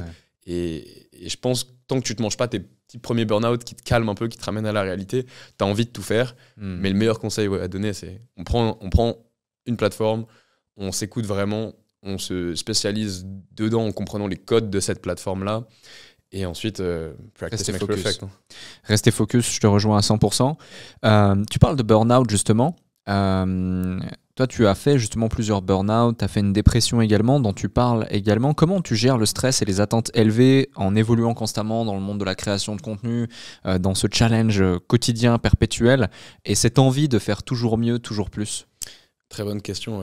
La dépression, perso, moi je pense qu'elle elle est dans mon sang, dans le sens où mon grand-père s'est suicidé, plusieurs personnes de sa famille avaient fait le même geste, ma mère juste après. Et en fait, en creusant un petit peu, tu captes que si toute la lignée elle se suicide, c'est peut-être que les gènes de dépression ils sont ancrés. Et maintenant, on sait scientifiquement parlant que ça se transmet. Donc j'ai toujours senti, tu vois, que j'avais autant de lumière que de part d'ombre. Et autant je suis très pétillant et très solaire quand tout va bien, mais dans mes phases les plus sombres et les plus dark, il n'y a que moi qui me suis vu dans des états où je ne me reconnaissais pas et où j'ai vraiment ressenti ce que c'était cette noirceur et cette envie juste de se tuer, tu vois, d'être là en mode en fait, viens on se tue parce que ça sert à rien, tu vois. Et maintenant, avec un peu de recul, ça me choque, tu vois, de me dire que j'ai pu penser ça et le ressentir vraiment de tout mon être, mais c'est aussi ce qui m'a permis maintenant d'être super équilibré. Et il y a plein de trucs que je mets en place tous les jours pour m'écouter moi-même et un peu de manière stoïque, en fait, de comprendre que je suis pas responsable des résultats de ce que je fais, mais je suis capable de ce que je produis et l'énergie, où est-ce que je l'investis, et pas est-ce que les graines que je plante, ça va faire des fruits. Donc en fait, maintenant, je me focus à 100% sur les graines que je plante. Et là, c'est con, mais si j'avais entendu ça il y a 6 ans, je l'aurais entendu, mais je l'aurais pas compris. Et là, ça me paraît tellement évident, mais j'ai passé tellement de temps à me concentrer sur des résultats et pas sur le travail que je mets en place pour avoir ces résultats, que tout a changé. En fait, au début, tu es obligé d'être matrixé par les stats. J'avais mon ex qui était Instagrammeuse, qui était très connue aussi. Et en fait, on passait nos soirées à se dire putain, ici ça marche, et ici ça marche pas, et je comprends pas, et pourquoi ci, et pourquoi ça. Et en fait, on se cassait la tête vis-à-vis de trucs dont on n'a pas le contrôle. En fait, si tu dézoomes, on se casse la tête par rapport à l'approbation extérieure, de like, de tout ça. Et tous les créateurs, ils passent par cette phase à un moment donné. Là, on l'a vu avec McFly et Carlito, qui ont fait une pause d'1 an sur YouTube et qui reviennent en disant « Ok les gars, on s'est bien compris, on va tout changer. À partir de maintenant, on va se détacher des vues. » Ils ont pris 1 an de pause pour en venir juste à cette conclusion. Donc, si les auditeurs ils se disent « Ok, je sais pas ce qu'il nous dit le frérot », en fait, les conclusions, elles sont très simples. C'est juste, il faut se concentrer sur ce qu'on fait et pas sur attendre et avoir des expectations, des attentes vis-à-vis de certains résultats. Ouais. Mais du coup, elle se focus sur les graines qu'on plante. Et pour ça, y a plein de trucs qui sont plus ou moins personnels. Maintenant, moi, je sais que si je me respecte pas, dans le sens si je suis pas mes routines et ce qui me fait du bien, et si je j'en sais rien, si je vais pas à la salle 3-4 fois semaine, si je fais pas ma méditation tous les jours, si je fais pas ma cohérence cardiaque, si je fais pas ma lumière rouge, ça, bah, je vais pas me sentir bien. Et si je suis pas bien, ça va se ressentir dans mon taf. Donc, mon meilleur allié pour gérer mon stress au quotidien dans cette vie de fou, c'est d'essayer de rester ancré, d'essayer de rester équilibré et aligné avec moi-même. Et ça, on a tous nos routines différentes et j'inviterais juste les auditeurs à se poser des questions sur qu'est-ce qui les fait se sentir bien au quotidien, qu'est-ce que dans leur journée, s'ils l'enlèvent, ils sentent qu'il y a un truc qui va pas, ou s'ils le rajoutent, ils sentent qu'il y a un truc qui leur donne un coup de dopamine gratuit, tu vois, genre la fameuse douche froide, par exemple. Et juste apprendre à se connaître à travers plein de petites expérimentations pour essayer de maintenir une routine qui, au fur et à mesure du temps, construira des habitudes qui, au fur et à mesure du temps, construiront une vie, tout simplement. Ouais. Et pour finir sur ça, par exemple, quand je voyage, je me désancre beaucoup et je le sens, tu vois. Quand tu bouges, tu perds tes habitudes, tout le monde te jetlaguer, tu perds tes routines, tu perds ton petit shop où tu as l'habitude d'acheter tes fruits et tes légumes, tu perds ta salle, tu changes tes repères. Et à chaque fois que je bouge, c'est très dur pour moi de rester aligné avec moi, de rester bien. Il y a toujours une phase où putain, c'est dur, c'est un peu un combat contre soi de rester ancré, tout simplement. Comment tu fais parce que tu voyages énormément? Je pense que je voyage un peu moins que toi. En fait, on a des phases de tournage et des phases de montage. Et par exemple, sur un mois, on peut cumuler genre 5-6 tournages. Et là, on va bouger beaucoup pendant ce mois. D'accord. Et après, on va avoir le mois de montage où là, je vais plus être chez moi ou avec mes vraies habitudes et tout. Donc, je t'avoue que mois de montage, tout va bien. Mois de tournage, c'est beaucoup plus galère à gérer. Par exemple, il y a 2 jours, quand on apprenait à faire 24 heures pour faire un wheeling en moto, on a dormi 3 heures la veille. En plus, j'ai tapé une insomnie. Mais ça fait partie du jeu parce qu'il fallait se lever super tôt, aller à un circuit qui était à 3 heures de route, blablabla. Et du coup, tu es juste obligé de faire avec. Et moi, mon équilibre, il se joue un peu entre ces 2 phases-là, tournage et montage. Mais à la fin, le résumé, c'est juste d'essayer le plus possible de savoir ce qui est bon pour toi et de te maintenir, en fait, de te faire violence à maintenir cette ligne directrice. Parce que sinon, si toi, tu te fais pas violence à maintenir ces habitudes-là, c'est la vie qui va te faire violence.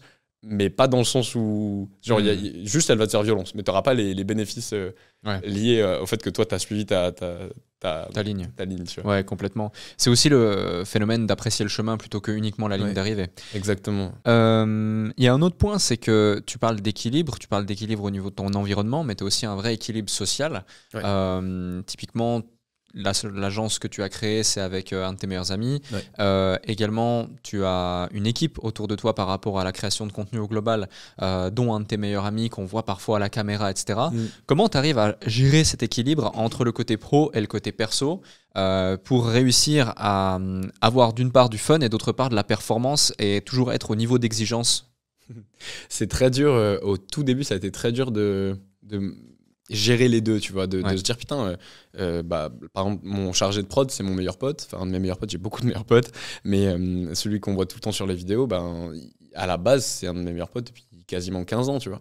Et du coup, naturellement, au début, il aidait parce que super pote, t'as ton pote qui a besoin d'être déposé là ou d'avoir une main-d'œuvre au début pour tenir une caméra, bien sûr, tu fais. Et puis petit à petit, on s'est rendu compte que en fait, il le faisait instinctivement. Moi, je commence à avoir de plus en plus besoin de ça. Donc, on commence à essayer de bosser ensemble. Ça marche super bien. Mais naturellement, il y a toujours avantage, inconvénient. Le fait de bosser avec ses potes, ça demande aussi beaucoup de travail, comme une relation en fait, de couple. Ça demande beaucoup de communication, beaucoup de... Ouais, en fait, juste une communication quasiment parfaite pour pas ruiner l'amitié. Parce que je connais beaucoup de gens qui ont essayé de bosser avec leurs potes. Et je pense que tu dois le voir aussi dans le cercle d'entrepreneurs. Meilleur pote, tu as peut-être la confiance à 100%, mais derrière, ça devient plus dur, du coup, j'en sais rien, de notifier un freelance qui aurait fait de la merde. Tu leur dis, bon, frérot, merci, au revoir. Ton meilleur pote, tu peux pas un peu le cancel comme ça parce qu'il a fait une erreur, tu vois. Du coup, ça change. Ça peut créer des tensions. Ça peut créer des tensions, ça peut ruiner ton amitié, en fait. Ça peut ruiner.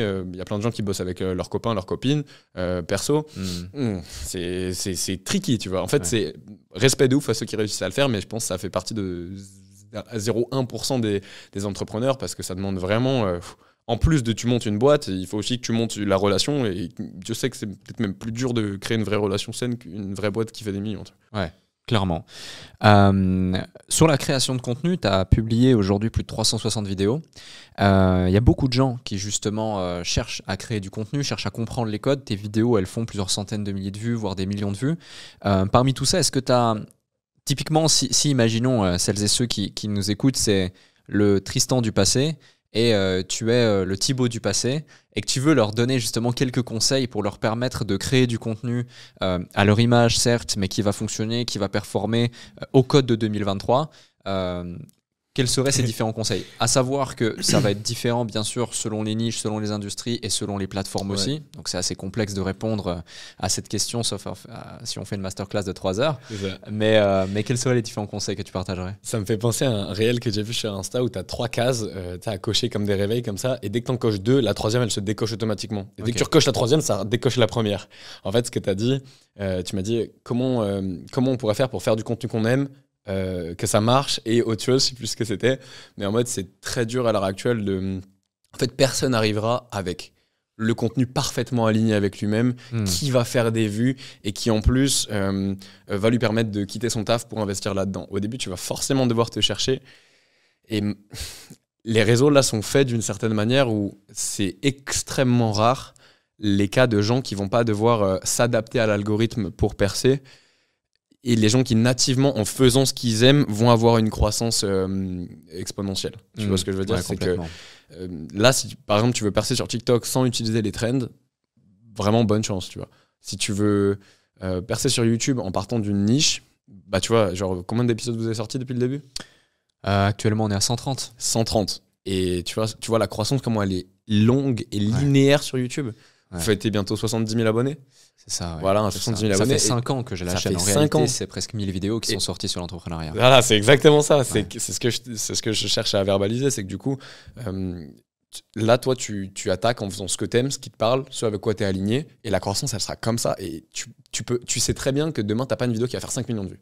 Tu sais très bien que t'auras pas un pic de viralité à la suite d'un épisode parce que c'est juste dans ta trame directrice et ça fait pas c'est cette croissance là que t'as et que tu cherches, et en faisant ça tu cherches pas à surfer sur des pics de viralité éphémères, tu vois, et donc du coup je pense que si je reprends mon image de tout à l'heure, tu peux pas cocher je veux réussir le plus vite possible, je veux faire ce que j'aime et je veux faire de l'argent.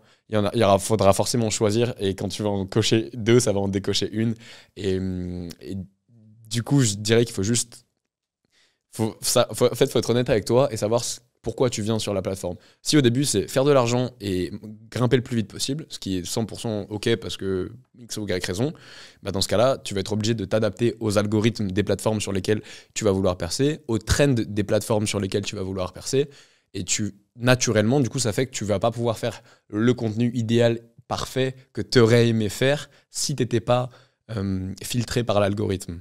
Donc d'une certaine manière, tu vas être obligé de te prostituer pour l'algorithme, mais derrière, ça fait partie de la stratégie aussi, tu vois. Donc, si pendant, par exemple, tu te dis, je sais pas, de mes 0 à mes 1 million d'abonnés, je vais faire ça, je vais faire que de surfer sur les trends et tout, puis dès que j'ai 1 million d'abonnés, là, je partage vraiment ce que je veux. Tu peux, après, à voir si une fois que tu auras 1 million d'abonnés et que les gens ils t'auront suivi pour le contenu trendy que tu as fait, est-ce qu'ils te suivront sur un contenu, je sais pas, en fait, t'es jardinier, t'as envie de partager tes plants de tomates, tu vois. Est-ce que... et ça, souvent, quand les créateurs, ils s'ouvrent et qu'ils deviennent vraiment eux-mêmes, ceux qui ont surfé sur du contenu trendy, qui derrière, j'en sais rien, lancent une marque de vêtements ou partagent ce qu'ils ont vraiment aimé, souvent le retour à la réalité de « Hey frérot, on ne te suit pas pour ça », il calme beaucoup de créas. Et j'ai vu beaucoup de créas partir genre vraiment mal le vivre, cette déconnexion de « Tiens, je fais des millions de vues sur TikTok, mais je lance une marque de vêtements et je vends 4 t-shirts. » Et c'est réel, tu vois. Donc, encore une fois, pour dézoomer, ceux qui veulent s'y mettre maintenant, il faut savoir et s'aligner avec ce que tu veux. Est-ce que tu veux faire de l'argent? Est-ce que tu veux que ça marche lentement et progressivement comme ça devrait marcher? Parce qu'à la base, YouTube, c'est ça. En masterclass YouTube, il nous disait, les gars, ne cherchez pas la viralité, c'est même contre-productif sur YouTube. C'est YouTube itself qui nous le disait en mode... Si vous avez des pics de viralité à un moment, vous allez attirer une audience qui ne correspondra pas forcément à votre cœur de communauté. Plein d'abonnés sur une nouvelle chaîne, plein d'abonnés qui vont pas forcément être attirés par les prochaines vidéos de la chaîne, égale signal négatif pour l'algorithme YouTube en mode attends, frérot, il vient de prendre 100 000 abonnés et sur la vidéo d'après, elle a été montrée à plus de personnes, il y a eu moins de clics. Donc en fait, ça veut dire que sa chaîne, elle est éclatée. Et donc tu vois, quand tu captes un peu comment ça fonctionne, tu te dis... En fait, peut-être que chercher la viralité, c'est pas le meilleur moyen de construire une chaîne stable et pérenne. Et voilà, il faut juste se poser les bonnes questions de qui on est, où est-ce qu'on veut se positionner dans ces choix. Et ensuite, Practice makes perfect. C'est vraiment, tu peux l'appliquer de partout. Non, c'est clair. Il y a un autre sujet, c'est qu'aujourd'hui, tu as aussi cette casquette entrepreneuriale. Et du coup, ce qui est bien avec toi par rapport à ça, c'est que tu comprends les enjeux entrepreneuriaux, tu as une équipe, tu vois aussi la chaîne, même avec le kiff, mais tu comprends qu'il y a des enjeux. Ouais. Et tu peux parler assez ouvertement d'argent. Qu'est-ce qui fait qu'aujourd'hui, selon toi, dans le monde des créateurs de contenu de YouTube, c'est extrêmement tabou de parler d'argent, de parler de revenus. Enfin, moi, je le vois même à l'époque où je créais pas encore de contenu ou même j'avais pas encore de boîte. T'as cette curiosité où tu vas regarder et je me disais, moi, j'étais toujours attiré par l'argent, l'entrepreneuriat, comprendre comment les mécanismes fonctionnent, etc. Et je me disais, mais pourquoi, en fait, ils osent pas en parler, ou alors ils se font insulter, ils se font juger. Alors certes, la mentalité française a beaucoup de tabous et n'aime pas trop parler d'argent et voit le succès assez mal, voit l'échec encore pire, etc. Mais selon toi, est-ce qu'il y a autre chose qui fait que justement les créateurs de contenu, en particulier eux, se sentent bridés à ce sujet, voire même n'osent pas en parler, et c'est ce qui fait aussi que des fois, ils le voient tellement mal qu'ils n'attirent pas l'abondance, ils n'attirent pas l'argent à eux. Ouais. Bah, je pense que déjà, tu as énoncé une partie du problème dans la question. C'est que, bien que j'adore mon pays, je sais juste que les Français, de manière générale, ils ont juste du mal avec l'entrepreneuriat au sens large du terme. Et je l'ai vu juste moi, quand j'ai dit « Salut, je vais devenir coach », tu vois, tout le monde était là, « Attends, non, tu veux pas devenir médecin et tout on avait dit, je sais plus ce que je voulais faire à la base. Je crois que à un moment, j'ai dû dire « Je veux devenir médecin » ou ingénieur ou je sais pas, les boss des flics et tout, je sais plus, mais en fait, il y avait toujours cette notion de juste dès que tu commences à lancer des projets qui sont pas dans le moule, dans la norme, sans jugement, en mode la norme c'est pas bien, tout ça, juste la moyenne des gens français qui ont un taf salariat et qui connaissent que ça, que ce modèle-là de boulot, déjà tu vois ça suscite des peurs dans les entourages. Et ça c'est chez tout le monde. Je connais pas un seul entrepreneur qui s'est lancé en France et qui a eu du soutien de sa famille, qui a eu du soutien des gens qui l'entourent. C'est triste, mais c'est réel. Parce que ça vient trigger les peurs des parents, souvent. Et je le vois juste dans mon équipe, tu vois, maintenant, on commence à avoir une dizaine de gars, que ce soit des freelances, des caméramans, des monteurs et tout. Tout le monde me dit la même chose. Tout le monde me dit « Waouh, est-ce que, à quoi je peux essayer à quoi je peux m'attendre, genre en termes de salaire, dans ci et dans ça ?» Et genre au tout début, quand j'ai monté la chaîne YouTube avec mon monteur, je lui ai dit « Mais frérot, la chaîne, elle fait 300 € par mois. » Et je lui dis « J'en sais rien. » Je lui dis « Si tu veux rejoindre le bateau, rejoins. » Mais je sais pas du tout ce que ça va faire. C'est juste que moi, je vais y aller. Je sais pas ce que ça va générer, comment, pourquoi, tout ça. Et en fait, il y a vraiment cette peur ancrée dans la mentalité française que je vois pas du tout quand je bouge. Et c'est pour ça que la première fois que j'étais à LA et que comme j'échangeais avec les créateurs là-bas, ça me choquait de voir à quel point tout le monde vient et te parle ouvertement de thunes, carte sur table, pour justement, en fait, casser le mythe. Ouais, casser tu sais, le plafond de glace. Ouais, le plafond de verre, de dire putain, il n'y a pas ce tabou-là, et c'est ce qui fait que tout va plus vite en termes de négociation, de tout ça. Ouais. Là-bas, j'ai conclu des deals face-to-face, les yeux dans les yeux, en parlant comme ça, alors qu'en France, tu es avec une marque, tu fais un rendez-vous, tu vas devoir passer par 3 process et renvoyer des mails, alors que vous étiez en face-to-face pour le budget, tu vois. Et en fait, c'est très... j'ai l'impression que c'est juste notre pays qui est fait comme ça, parce qu'on n'a pas trop de connaissances de l'entrepreneuriat, mais ça vient de plus en plus. Et vis-à-vis des créateurs, il y en a 2-3, en fait là non, j'en ai qu'un en tête, qui en tant que gros youtubeur parle ouvertement de ses revenus. C'est Mastu. Et je pense qu'il y a plusieurs facteurs qui font que c'est dur d'en parler publiquement. Un, parce que la plupart des youtubeurs sont jeunes, relativement jeunes, donc entre 20 et 30 ans. Et que déjà le fait de dire je suis jeune et j'ai de l'argent, ça dérange 90% des gens. Et puis en plus... Et puis en plus c'est des sommes qui c'est pas je fais de l'argent genre je peux un peu vivre, c'est je fais vraiment beaucoup d'argent. Donc déjà ils sont jeunes, ensuite ils sont exposés et souvent tout est sorti du contexte. Donc quand tu prends un clip d'une vidéo de 2 heures où tu sors 15 secondes où tu te dis ouais ce mois-ci j'ai fait 250 000 €, ça c'est repartagé derrière et tu te fais détruire par tous les gens qui n'ont pas le contexte de tout ce qui se passe derrière, de la boîte que tu as à payer, de toutes les prods, de tous les impôts, de toutes les taxes et de tout ce qui fait partie que tu rentres mais tu sors aussi. Et ouais, je pense l'image aussi. Par exemple, je sais que c'est Lena Situation, elle s'était beaucoup fait tacler sur ça. En mode, à la base, je la suivais depuis très longtemps. Dans ses premiers jingles, c'était dans son intro, c'était I got no money. Et elle s'était fait connaître pour ça. Et récemment, dans ses derniers vlogs, elle a dû reprendre ce truc et dire elle met son jingle, elle le coupe, elle dit well, now I've got some money. Et en fait, elle a dû le reprendre parce que juste tout le monde sait que c'est une des plus grosses égéries luxe au monde, tu vois. Donc, je pense que il y a ces 3 facteurs la France, la jeunesse, l'exposition et l'image qui font que c'est dur et c'est un peu tabou en France d'en parler. Ouais. Alors, moi, en perso, avec mes potes, avec tout le monde, j'ai aucun problème à parler dessous. Mais c'est juste qu'à un moment, je me suis posé la question, je me suis dit, OK, publiquement, est-ce que je m'exprimerais sur les revenus de la chaîne, sur les coûts de production, sur machin en fait, j'ai pas envie parce que je trouve que ça apporte rien et au contraire, je trouve même que ça peut être contre-productif. C'est contre-productif. Ouais. Je trouve que la plupart des gens, tu leur dis, j'en sais rien, tu leur dis, ouais, moi aussi j'ai fait 50 000 € de chiffre d'affaires. Ils vont dire, en fait, dans sa tête, le mec, quand il entend ça, tu poses une mallette de 50 000 € cash sur la table à la MrBeast et tu sais, tu donnes genre un billet ici à ton cadreur, un billet ici à ton monteur et tu te mets le reste dans les poches. Tu vois, c'est vraiment comme ça que les gens voient. Si c'était comme ça le chiffre d'affaires. Si c'était comme ça, je pense que tout le monde serait OK d'en parler publiquement, tu vois. Et en fait, les gens, ils ont tellement pas cette notion-là que vraiment, ils comprennent pas du tout la compta de gérer une boîte et je pense que tout ça fait que c'est dur, quoi. Je vais rajouter un point et je vais dire ça sans aucun jugement de valeur ou quoi que ce soit, mais tu vois, déjà dans mon cas où j'ai une audience très nichée, très ciblée entrepreneur, je constate qu'il y a beaucoup d'individus qui ne comprennent pas tous ces tenants et aboutissants à l'égard du chiffre d'affaires, à l'égard des marges, à l'égard des prestataires, à l'égard des charges, à l'égard des impôts, à l'égard de la TVA, à l'égard du décalage de trésorerie, à l'égard des passifs, des actifs, enfin, tous ces points-là, et ce qui fait que les gens ne sont pas forcément éduqués à ces concepts et ça peut biaiser leur compréhension. Et je vais aller même encore un peu plus loin.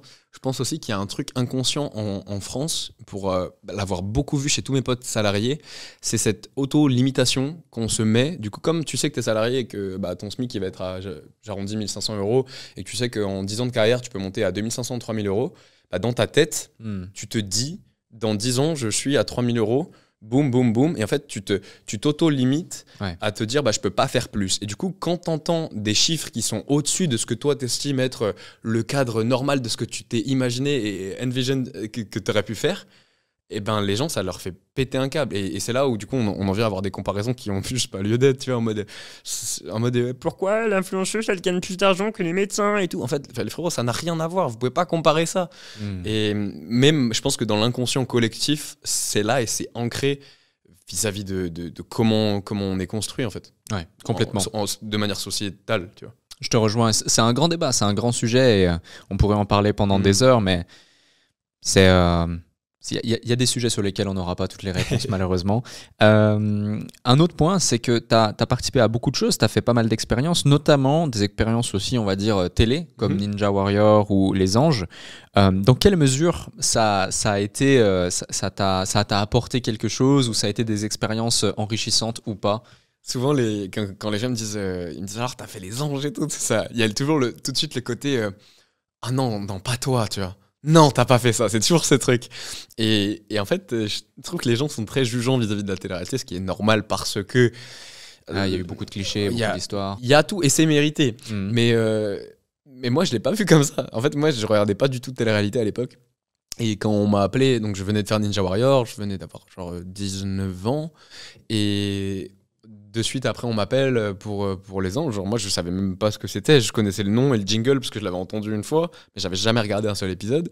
Et en fait j'y suis allé vraiment de manière super neutre, super open. Je me suis pas dit oh non je vais pas, et là poser des jugements, mais je vais pas faire comme ces débiles de télé-réalité, je veux pas faire juste t'as 19 ans, on dit salut buddy, est-ce que tu veux aller à Los Angeles, en plus c'était la ville de mes rêves à ce moment-là, et être payé pour ça et en plus participer à un programme qui fait que juste en fait personne a l'opportunité, la chance de juste voir ce que c'est et de l'expérimenter. Et je me suis beaucoup questionné à l'époque vis-à-vis de l'image, parce que je savais que c'était très mauvais, que moi ça allait pas avec mes valeurs, mais ce qui m'a fait y aller, c'était me dire en fait je pense que si j'y vais pas, je vais le regretter. Et du coup à partir de là je me suis dit ok, je suis obligé d'y aller en fait. Je suis obligé d'y aller pour voir ce que c'est. Et dans tous les cas, j'y vais de manière neutre. Je me suis renseigné sur personne avant. Je savais pas qui était qui. Je connaissais une grosse tête parce que quand j'étais tout petit, on m'en avait parlé. J'entendais sa voix à la télé, tu vois. Et donc, j'y suis allé vraiment de manière ultra neutre. Et écoute, c'était formateur de fou. Ça m'a fait comprendre comment ces milieux-là, ils étaient ficelés. Ça m'a, je pense, ça m'a fait encore plus tomber amoureux de YouTube. Parce que à la télé, il n'y a rien qui est scripté, contrairement à ce qu'on te dit. Par contre, je dis souvent que c'est un vivarium géant où tu mets un lézard et une fourmi et une tortue et un rat et un serpent. Bah, en fait, tu le regardes évoluer. Tu sais ce qui va se passer.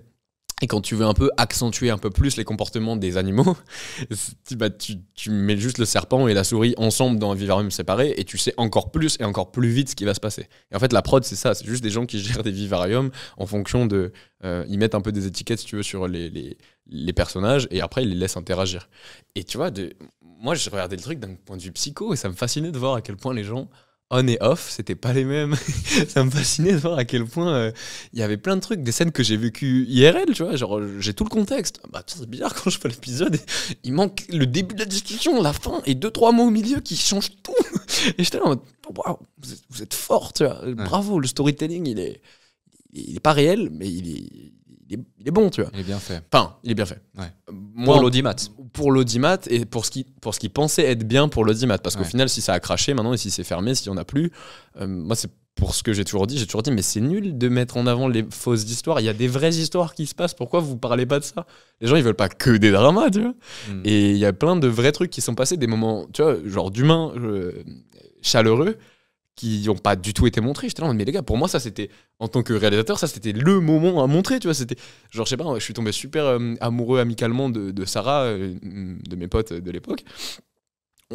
En fait, on nous voit inconnus au tout début, et juste après, on nous voit super proches. Mais on n'a pas du tout la phase où, en fait, on s'est posé un moment et on avait parlé de nos vies, et juste on s'est rendu compte qu'on avait la même histoire en sens inverse. Sur elle avait perdu son père très jeune, moi j'avais perdu la mère, boum boum boum. Pas eu de petit frère, moi j'ai eu une grande sœur, mais elle me manque, boum boum boum.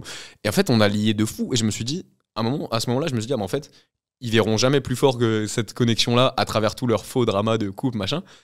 Et je me suis dit, bah, bien sûr, ils vont le montrer, c'est normal. Et en fait, pas du tout, ça a disparu du montage pour se montrer à quel point ils pensent que l'audimat veut juste des dramas bêtes et méchants de tiens, un tel, il va coucher avec un tel, puis en fait, là, il va aller voir cette meuf. Et moi, vraiment, alors que j'avais même pas 20 ans, je regardais le truc, je me disais, mais les gars, c'est nul. Ouais. Pourquoi, tu vois? C'est ce qui fait que ça amplifie, en fait, tu le disais tout à l'heure, le fait que tu apprécies l'amour de YouTube. Voilà, YouTube, parce que t'as la vraie maîtrise de ce média, ouais. Et au moins tu peux diffuser ce que tu veux. T'as aussi créé une marque de vêtements, PMP justement. C'est à mes yeux et en voyant comment tu communiques dessus, etc. C'est pas juste une marque de vêtements traditionnelle. Il y a une vraie histoire derrière, il y a une vraie philosophie, il y a des valeurs. Est-ce que tu peux nous en dire plus? Bien sûr. En version simple, je pense que dans la suite logique pour tout créateur de contenu, il y a plein de petits side business qui vont venir un peu se poser autour de toi, comme éventail potentiel de qu'est-ce qu'on peut faire en plus que notre activité. Et comme dit, moi, étant donné que je suis pas trop drivé par l'argent, je l'étais au début parce que j'en avais besoin, mais maintenant que je touche du bois, c'est plus stable et je peux me permettre de savoir que c'est safe, entre guillemets. Bah, j'ai pu me détacher de ouf de l'argent et me dire, ok, bah maintenant je peux vraiment faire à 100% que ce que je veux. Donc vis-à-vis de la marque de vêtements, l'idée c'était juste, comme j'ai envie de dire tout bon youtubeur, encore plus inspiré des ricains, d'avoir du merch de youtubeurs qui représente les valeurs de la commu et qui permettent juste de s'identifier sous le même emblème, tu vois. Donc PMP, bah, comme je l'expliquais, tu vois, c'est vraiment cette notion de on n'abandonne pas, on teste des trucs, on essaye, on expérimente et on développe cette résilience quoi qu'il arrive, malgré les échecs. Et des fois on réussit, des fois on échoue. Et je me suis juste dit, bah, suite logique des choses, il faut qu'on porte tous les mêmes outils et il faut qu'on ait tous les mêmes pièces juste pour s'identifier. Mais en fait, ça fait peut-être, même si ça fait des ventes, tu vois, contrairement aux business digitaux où là tu vends des formations où chiffre d'affaires égale bénéfice, bah, les produits physiques pour faire de l'argent avec, bonne chance, tu vois. Ouais. Et entre la logistique, les matières premières, le SAV et la TVA, le marketing, les équipes, voilà, tout ça que je veux plus gérer, tu vois, que je fais tout gérer à 100%. Enfin, le bénéfice, il est nul à chier. Ouais. Mais on fait pas ça pour ça, tu vois. On fait ça pour avoir un emblème qui peut représenter tout le monde. Et j'ai déjà croisé des gars dans la rue avec mes sables, ça fait très bizarre. Et ça fait très plaisir aussi. J'étais là en mode wow, c'est première fois que c'est moi qui ai arrêté un abonné en mode attends, il marchait de dos. Waouh, t'es qui, tu vois. Et cet échange-là, il est. Tu sais, parce que je regarde tes vidéos, il y a il y a plusieurs types d'abonnés. J'ai vu ta tête une fois à la télé, je t'ai déjà vu, je te reconnais, ok, cool. Il y a je suis déjà tombé sur toi sur YouTube. Il y a je regarde tes vidéos un peu, je regarde tes vidéos beaucoup, je les regarde toutes et je kiffe. Et il y a je les regarde toutes, je kiffe, potentiellement j'ai lu ton livre et ça m'a appris des trucs. Et en plus, ben, j'ai voulu soutenir en achetant un hoodie et ça me parle. Et quand tu arrives à ce stade de reconnaissance que quelqu'un a envers toi, putain, c'est chaleureux, c'est chaud, ça fait chaud au cœur, vraiment. Donc le but, voilà, c'est juste ça, un petit side business qui n'a pas pour but vraiment de rapporter de l'argent, parce que c'est très dur avec les produits physiques, mais qui a pour but d'unir la commu sous le même blason, quoi. Et justement, ces valeurs que tu évoques, la résilience, etc., il y a aussi la discipline. Et la discipline, c'est quand même quelque chose qui est un pilier central de ta vie. Justement, tu l'as tatoué également. Dans tout ce que tu entreprends, il y a vraiment de la discipline. Dans le sport également, il y a de la discipline. Dans la gestion de plusieurs projets, il y a de la discipline. T'inquiète, ça fait longtemps, t'es fatigué, t'as tourné 3 podcasts, on le pardonne. La discipline. Parfait, merci. C'est vrai que 10 heures de tournage aujourd'hui. Oui. D'où vient cette rigueur et comment est-ce que tu cultives tout ça au quotidien, justement, cette rigueur, cette discipline, d'où est-ce que ça te devient? Je pense qu'à la base, ça vient des arts martiaux, parce que papy, grand maître de kung-fu, qui, avec la famille, est un peu la pression qu'ils m'ont pas volontairement mis, mais la pression de me dire ok, mon grand-père est grand maître, il est connu, genre quand on fait des stages il y a 500 personnes qui s'agenouillent devant, waouh, papa il a le club central de Lyon, on a genre une petite dizaine de clubs en France et du coup moi je suis la relève de ça, waouh, pression inconsciente de me dire je dois assumer cette charge là, parce qu'à la base moi ma vie elle était plus destinée à reprendre le club de papa et faire des cours de kung-fu jusqu'à ma mort comme mon père, ça fait 40 ans qu'il en zen, tu vois, et du coup je pense que la discipline, elle vient bien des arts martiaux et tous ceux qui ont pratiqué ne serait-ce que quelques semaines, voire quelques mois d'arts martiaux savent très bien qu'il y a une rigueur, une sorte de... comme Yomi, quand il te parlait dans son interview de l'armée. Arts martiaux armés, même chose, hein, même ferme ta gueule, tu fais ce que je te dis et t'as pas le choix, tu vois. Je te dis, je fais 50 pompes maintenant, même si tu peux pas, t'inquiète, tu vas les faire parce que t'as ton prof en face de toi qui va te mettre un low kick si tu le fais pas, du coup tu le fais. Donc je pense que le premier facteur, c'est ça. Et le deuxième, honnêtement... je suis pas quelqu'un de très discipliné à la base, mais j'ai juste compris que si tu voulais devenir ton alter ego, donc la meilleure version de ce que tu es capable d'être, tu es obligé d'un temps soit peu être discipliné. Et j'ai réussi à faire beaucoup en n'étant pas très discipliné dans mes heures de coucher, de lever, de manger, de rangeage de maison, de chambre, d'organisation, à appeler mes monteurs la veille pour le lendemain, tu vois, des trucs comme ça. J'ai réussi à aller déjà assez loin, mais le jour où je me suis vraiment dit ok, même ça on va mettre plus de process, on va plus le réfléchir intelligemment, on va plus l'automatiser, on va plus planifier, on va plus être organisé. Ça a été le truc le plus dur à faire pour moi, le mec le plus désorganisé du monde, mais ça a fait un vrai ça a enlevé beaucoup de charge mentale en fait d'être organisé. C'est pas, je pense que c'est le plus gros point de la discipline, c'est juste que ça accélère pas forcément tout ce que tu fais, ça le rend moins lourd mentalement. Ouais. Quand tu sais que tout est organisé, ben... ça te crée une nouvelle zone de confort aussi. Ouais, nouvelle zone de confort et juste t'es moins stressé de manière générale. Donc je pense que ça vient des arts martiaux, du fait que dans ce type de taf, si t'es pas discipliné, tu peux juste pas le faire à long terme sans exploser ton crâne et faire un burn-out très rapidement. C'est pour ça sûrement que j'ai burn-out en 2018. Et après le sport, hein, de manière générale, n'importe quel sportif dans n'importe quelle discipline, c'est que sans discipline, bah, tu peux rien faire. Si un jour tu as envie de... Bah, en fait, c'est le meaning de ce tatouage, littéralement. Ici, il y a tatoué discipline over motivation, dans le sens où la motivation, c'est cool, en mode, tiens, j'ai envie de perdre du poids, ou j'ai envie de prendre des centimètres de tour de bras. Mais si c'est juste une envie passagère, extrinsèque, je sais pas, tu as vu un mec musclé et tu t'es dit, oh, vas-y, je veux être comme lui. Ou même une motivation intrinsèque, je sais pas, tu dis vraiment, j'ai envie de faire ça, mais que tu n'appliques pas la discipline nécessaire à ça, bah en fait, la motivation, au bout d'un moment, elle va se barrer. Et moi, perso, ma motivation vis-à-vis du sport, elle est plus là. Ma motivation vis-à-vis de la muscu, elle est plus là. Pourtant, bah, je continue de m'entraîner. J'ai perdu pas mal de muscles depuis les années où j'étais au plus large. Genre, je suis à 5 kilos de moins que là où j'étais vraiment bœuf. Je me trouve plus musclé, mais par contre, je me sens mieux en faisant moins d'une certaine manière. C'est bizarre, mais bref, tout ça pour dire que maintenant, je marche à la discipline sur ça. Ouais. Je vais pas à la salle pour me faire plaisir. Pas du tout. Il n'y a plus de plaisir. Je le fais parce que il faut le faire côté santé, côté longévité, côté je cherche à être complet, à être en forme, à me sentir fort et à l'être. Et et juste à suivre cette discipline-là, tu vois. Ouais. Ah, puis en plus, tu me disais, même ta kiné, ta physio te dit que tu es condamné à continuer à le faire. Parce que tu as des bobos partout avec tout ce que tu fais en ce moment, c'est rigolo. Chacun de tes tatouages représente et veut dire quelque chose? Ouais, tous. Il y a une série sur la chaîne que du coup, le cœur de la communauté connaît. C'est un tatouage par mois pendant 1 an, un tatouage par mois pendant 2 ans, un tatouage par mois pendant 3 ans. Là, elle est sortie récemment. Et l'idée, c'est ça en fait. Je les vois comme tous les tatous, c'est des petits patchs de souvenirs, de moments de vie, de mantras, de mottos. Et tu vois, le plus simple et le plus parlant vis-à-vis de ça, c'est là, il y a un petit Now suite à la lecture de Power of Now d'Eckhart Tolle. Et c'est un livre qui m'a vraiment impacté, qui a vraiment changé toute ma manière de réfléchir, de voir les choses, de vivre, d'incarner l'instant présent. Et à chaque fois que je le vois, à chaque fois que je le touche, ça me ramène juste à ce moment-là. Et du coup, ils ont tous une signification particulière. Pour ceux que ça intéresse, il y a les vidéos YouTube sur ça. Mais ouais, je les vois comme des petits rappels. Tous les mois, donc, t'en fais un? Je les rattrape souvent. Genre, j'en fais pas pendant 4 mois, puis d'un coup, j'en fais 4, tu vois. Mais en fait, j'essaye de me suivre à ma trame de vidéos YouTube. C'est quoi le dernier et pourquoi? Le dernier, laisse-moi réfléchir. Bah écoute, le dernier, je crois que c'est celui-là. En plus, il va bien avec ce que je te disais. C'est juste un petit papillon monarque. Là, je crois que la cam, elle est ici. Hop.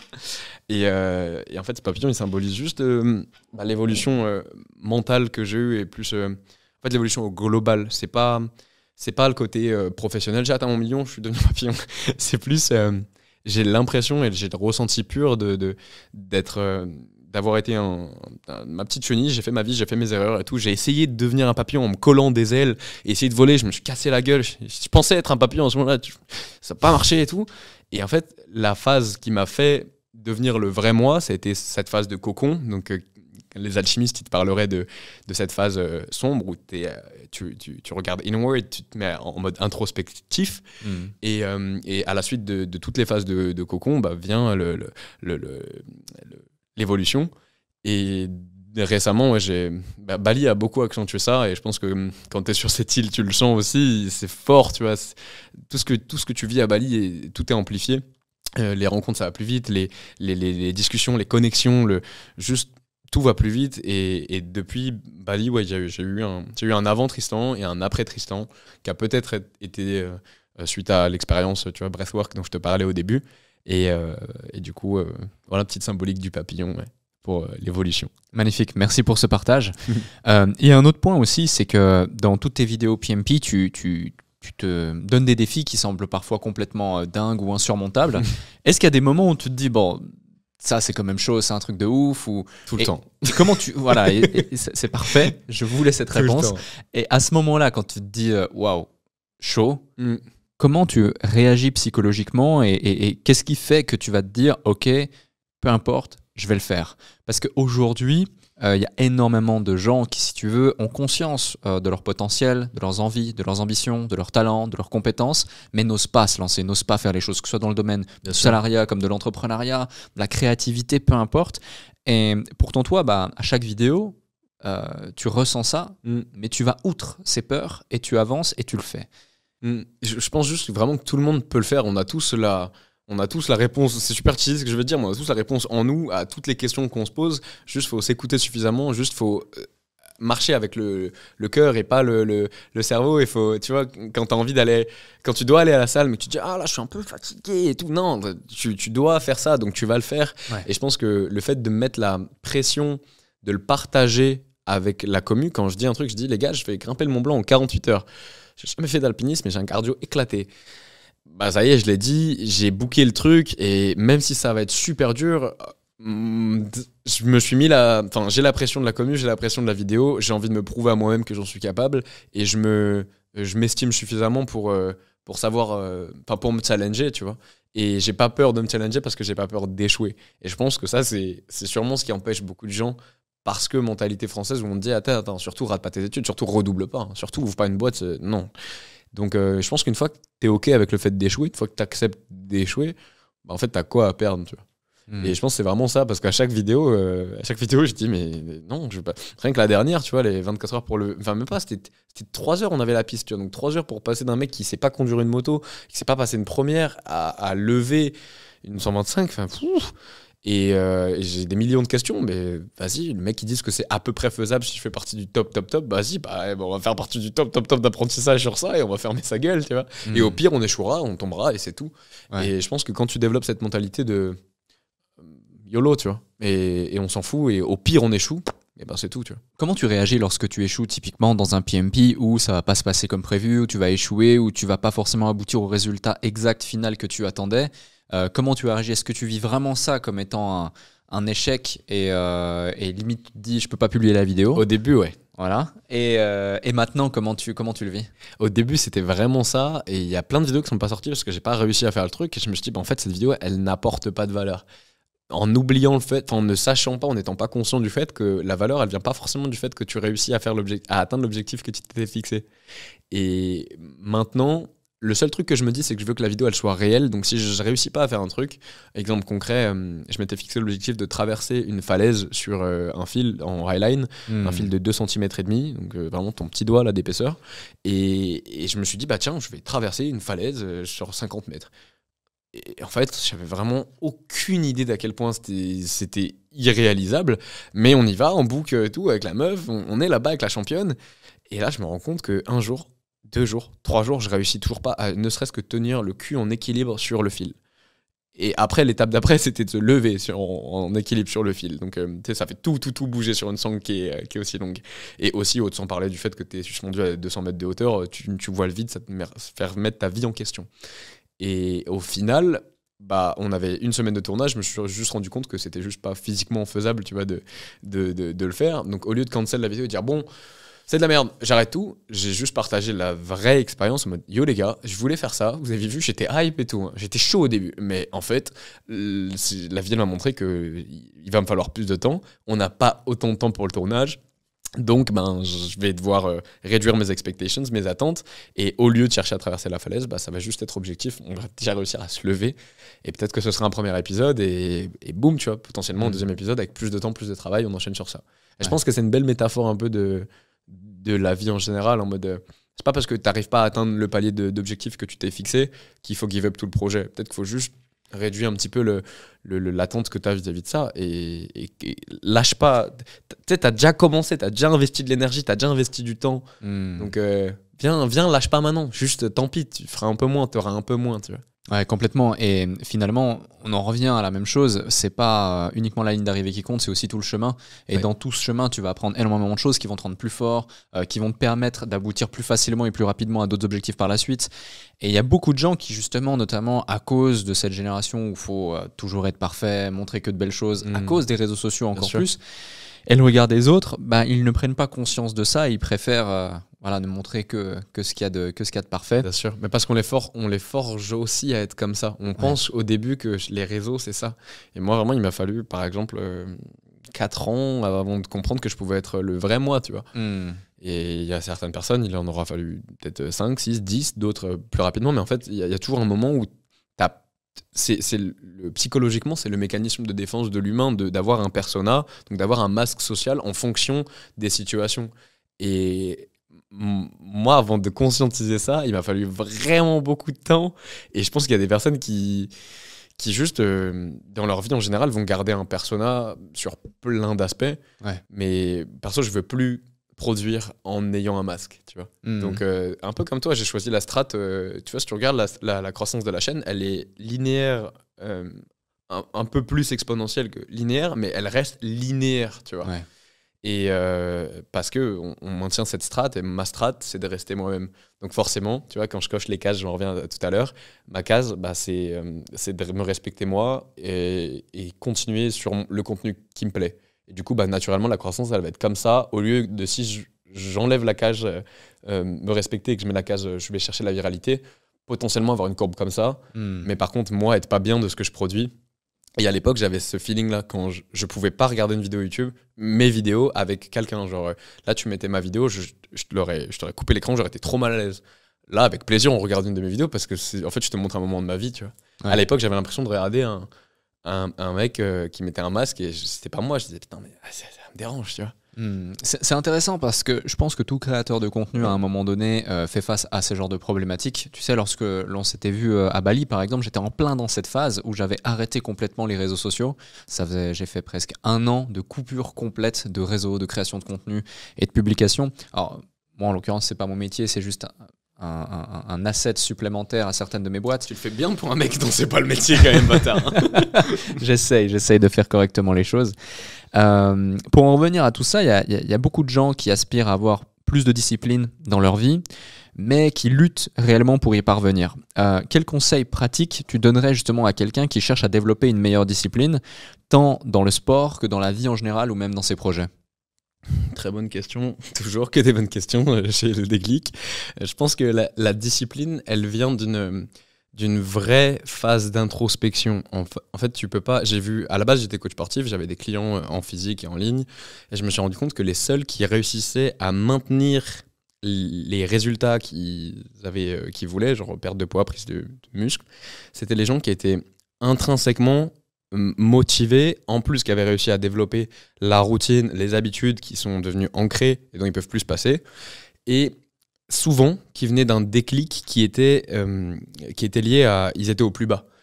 Et j'ai beaucoup vu ce truc de je me lève, je me regarde dans le miroir, je pleure, je me dégoûte, et là seulement je vais réussir ma vraie transformation physique, alors que ça fait 5 ans que j'essaye, mais parce que tu sais, j'étais là en mode il n'y avait pas vraiment d'enjeu, et j'ai l'impression qu'il faut enfin, ça dépend de comment on est câblé, mais chez la plupart des gens, j'ai l'impression que tant qu'ils sont pas au pied du mur et au plus bas, ils ont pas vraiment envie de se transformer, de devenir la meilleure version d'eux.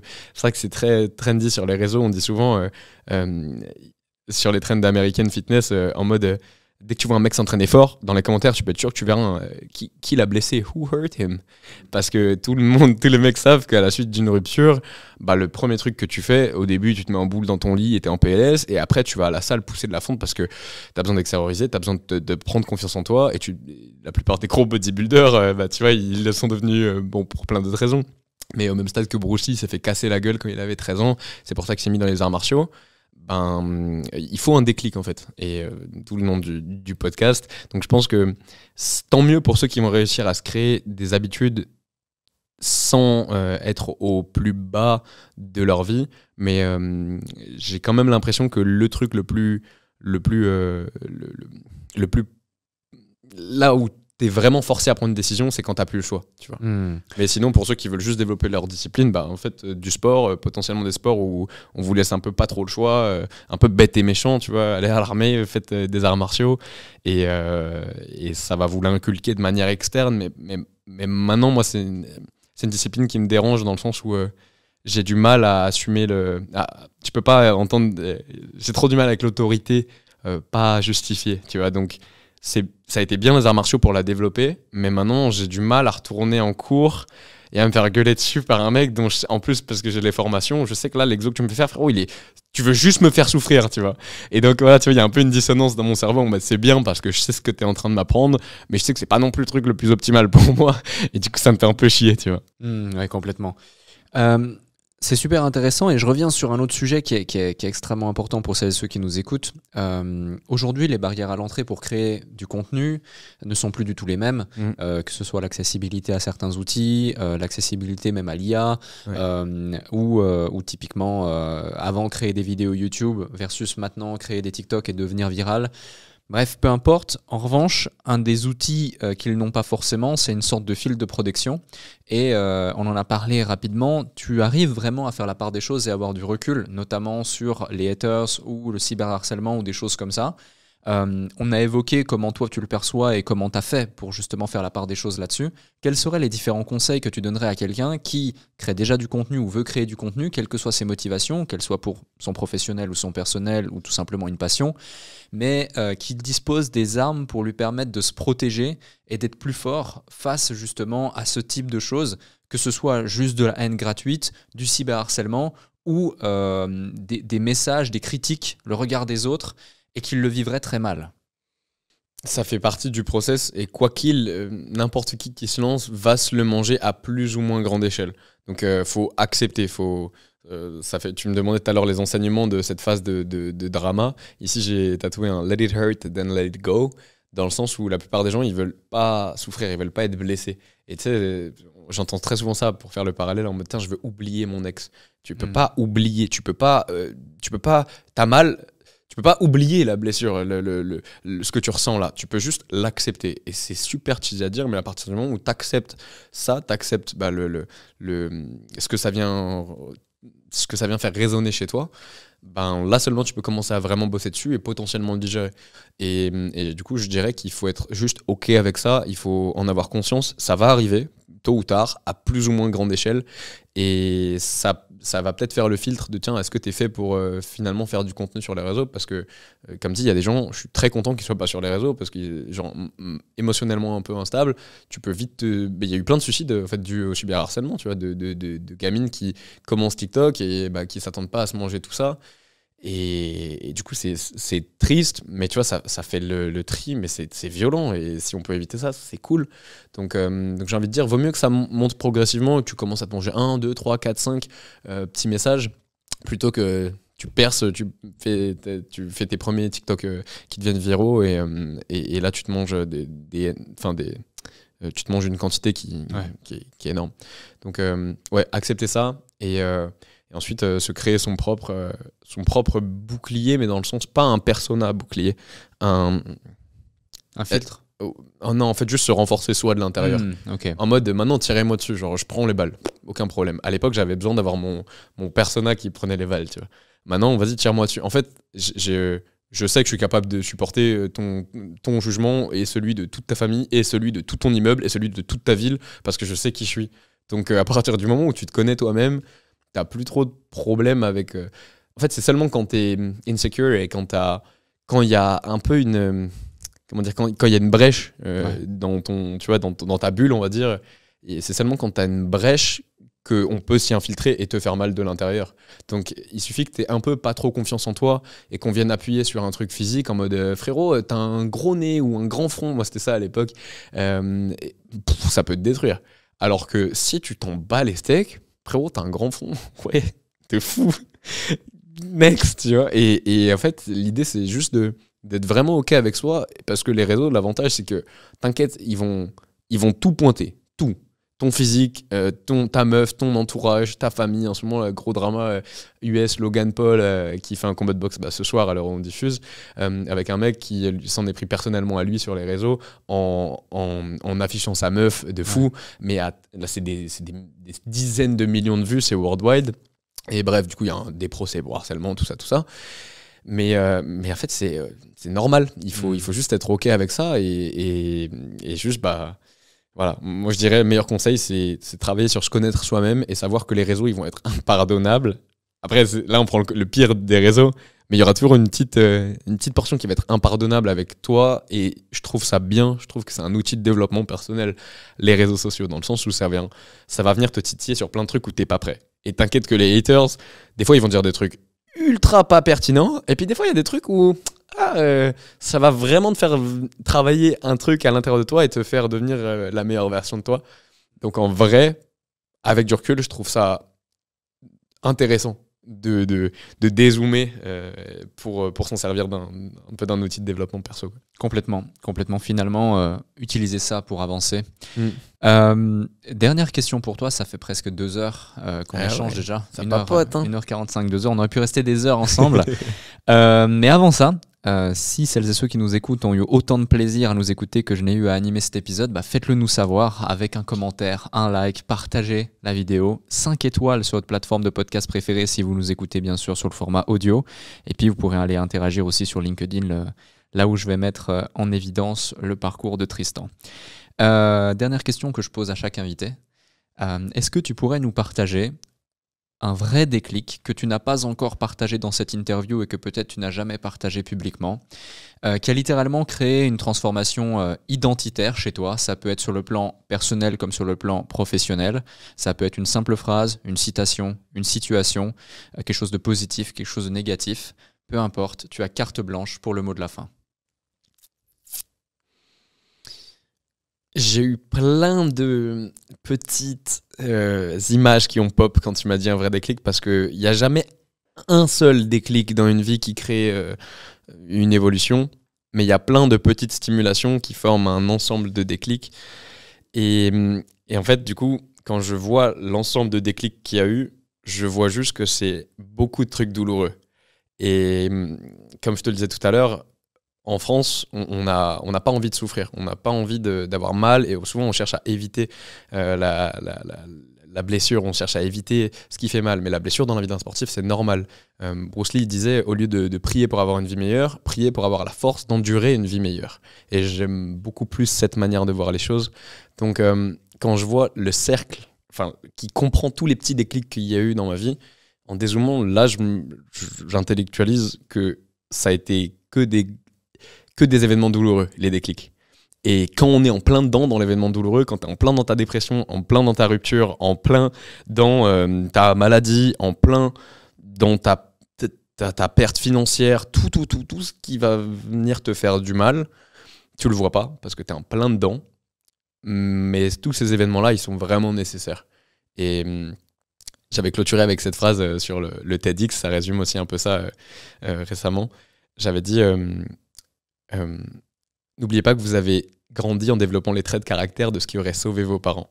Et en fait, ça veut simplement dire que plein de trucs que sur le moment, tu te dis putain, genre j'ai raté ça, j'ai échoué ça, putain, je suis trop comme ci ou je suis trop comme ça. Et tout ce qui vient te trigger, tout ce qui vient te faire chier, tout ce qui vient te challenger émotionnellement, mentalement, physiquement, sur le moment, ça fait chier. Mais quand tu l'overcome, quand tu réussis à aller un peu plus loin et que tu le surmontes, tu te retournes, tu regardes et tu comprends pourquoi tout ça s'est arrivé. Tu comprends que sans ça, t'en serais jamais là. Donc, bless tout le chemin, en fait. Tu vois, faut arrêter de vouloir se concentrer que sur le positif, et faut tout prendre. Faut prendre tous les événements douloureux, tous les événements qu'on a tendance à catégoriser négatifs. Tout ça, ça sert juste à devenir la meilleure version de ce qu'on est, si on a envie de le voir comme ça. Merci Tristan. Merci mon ref.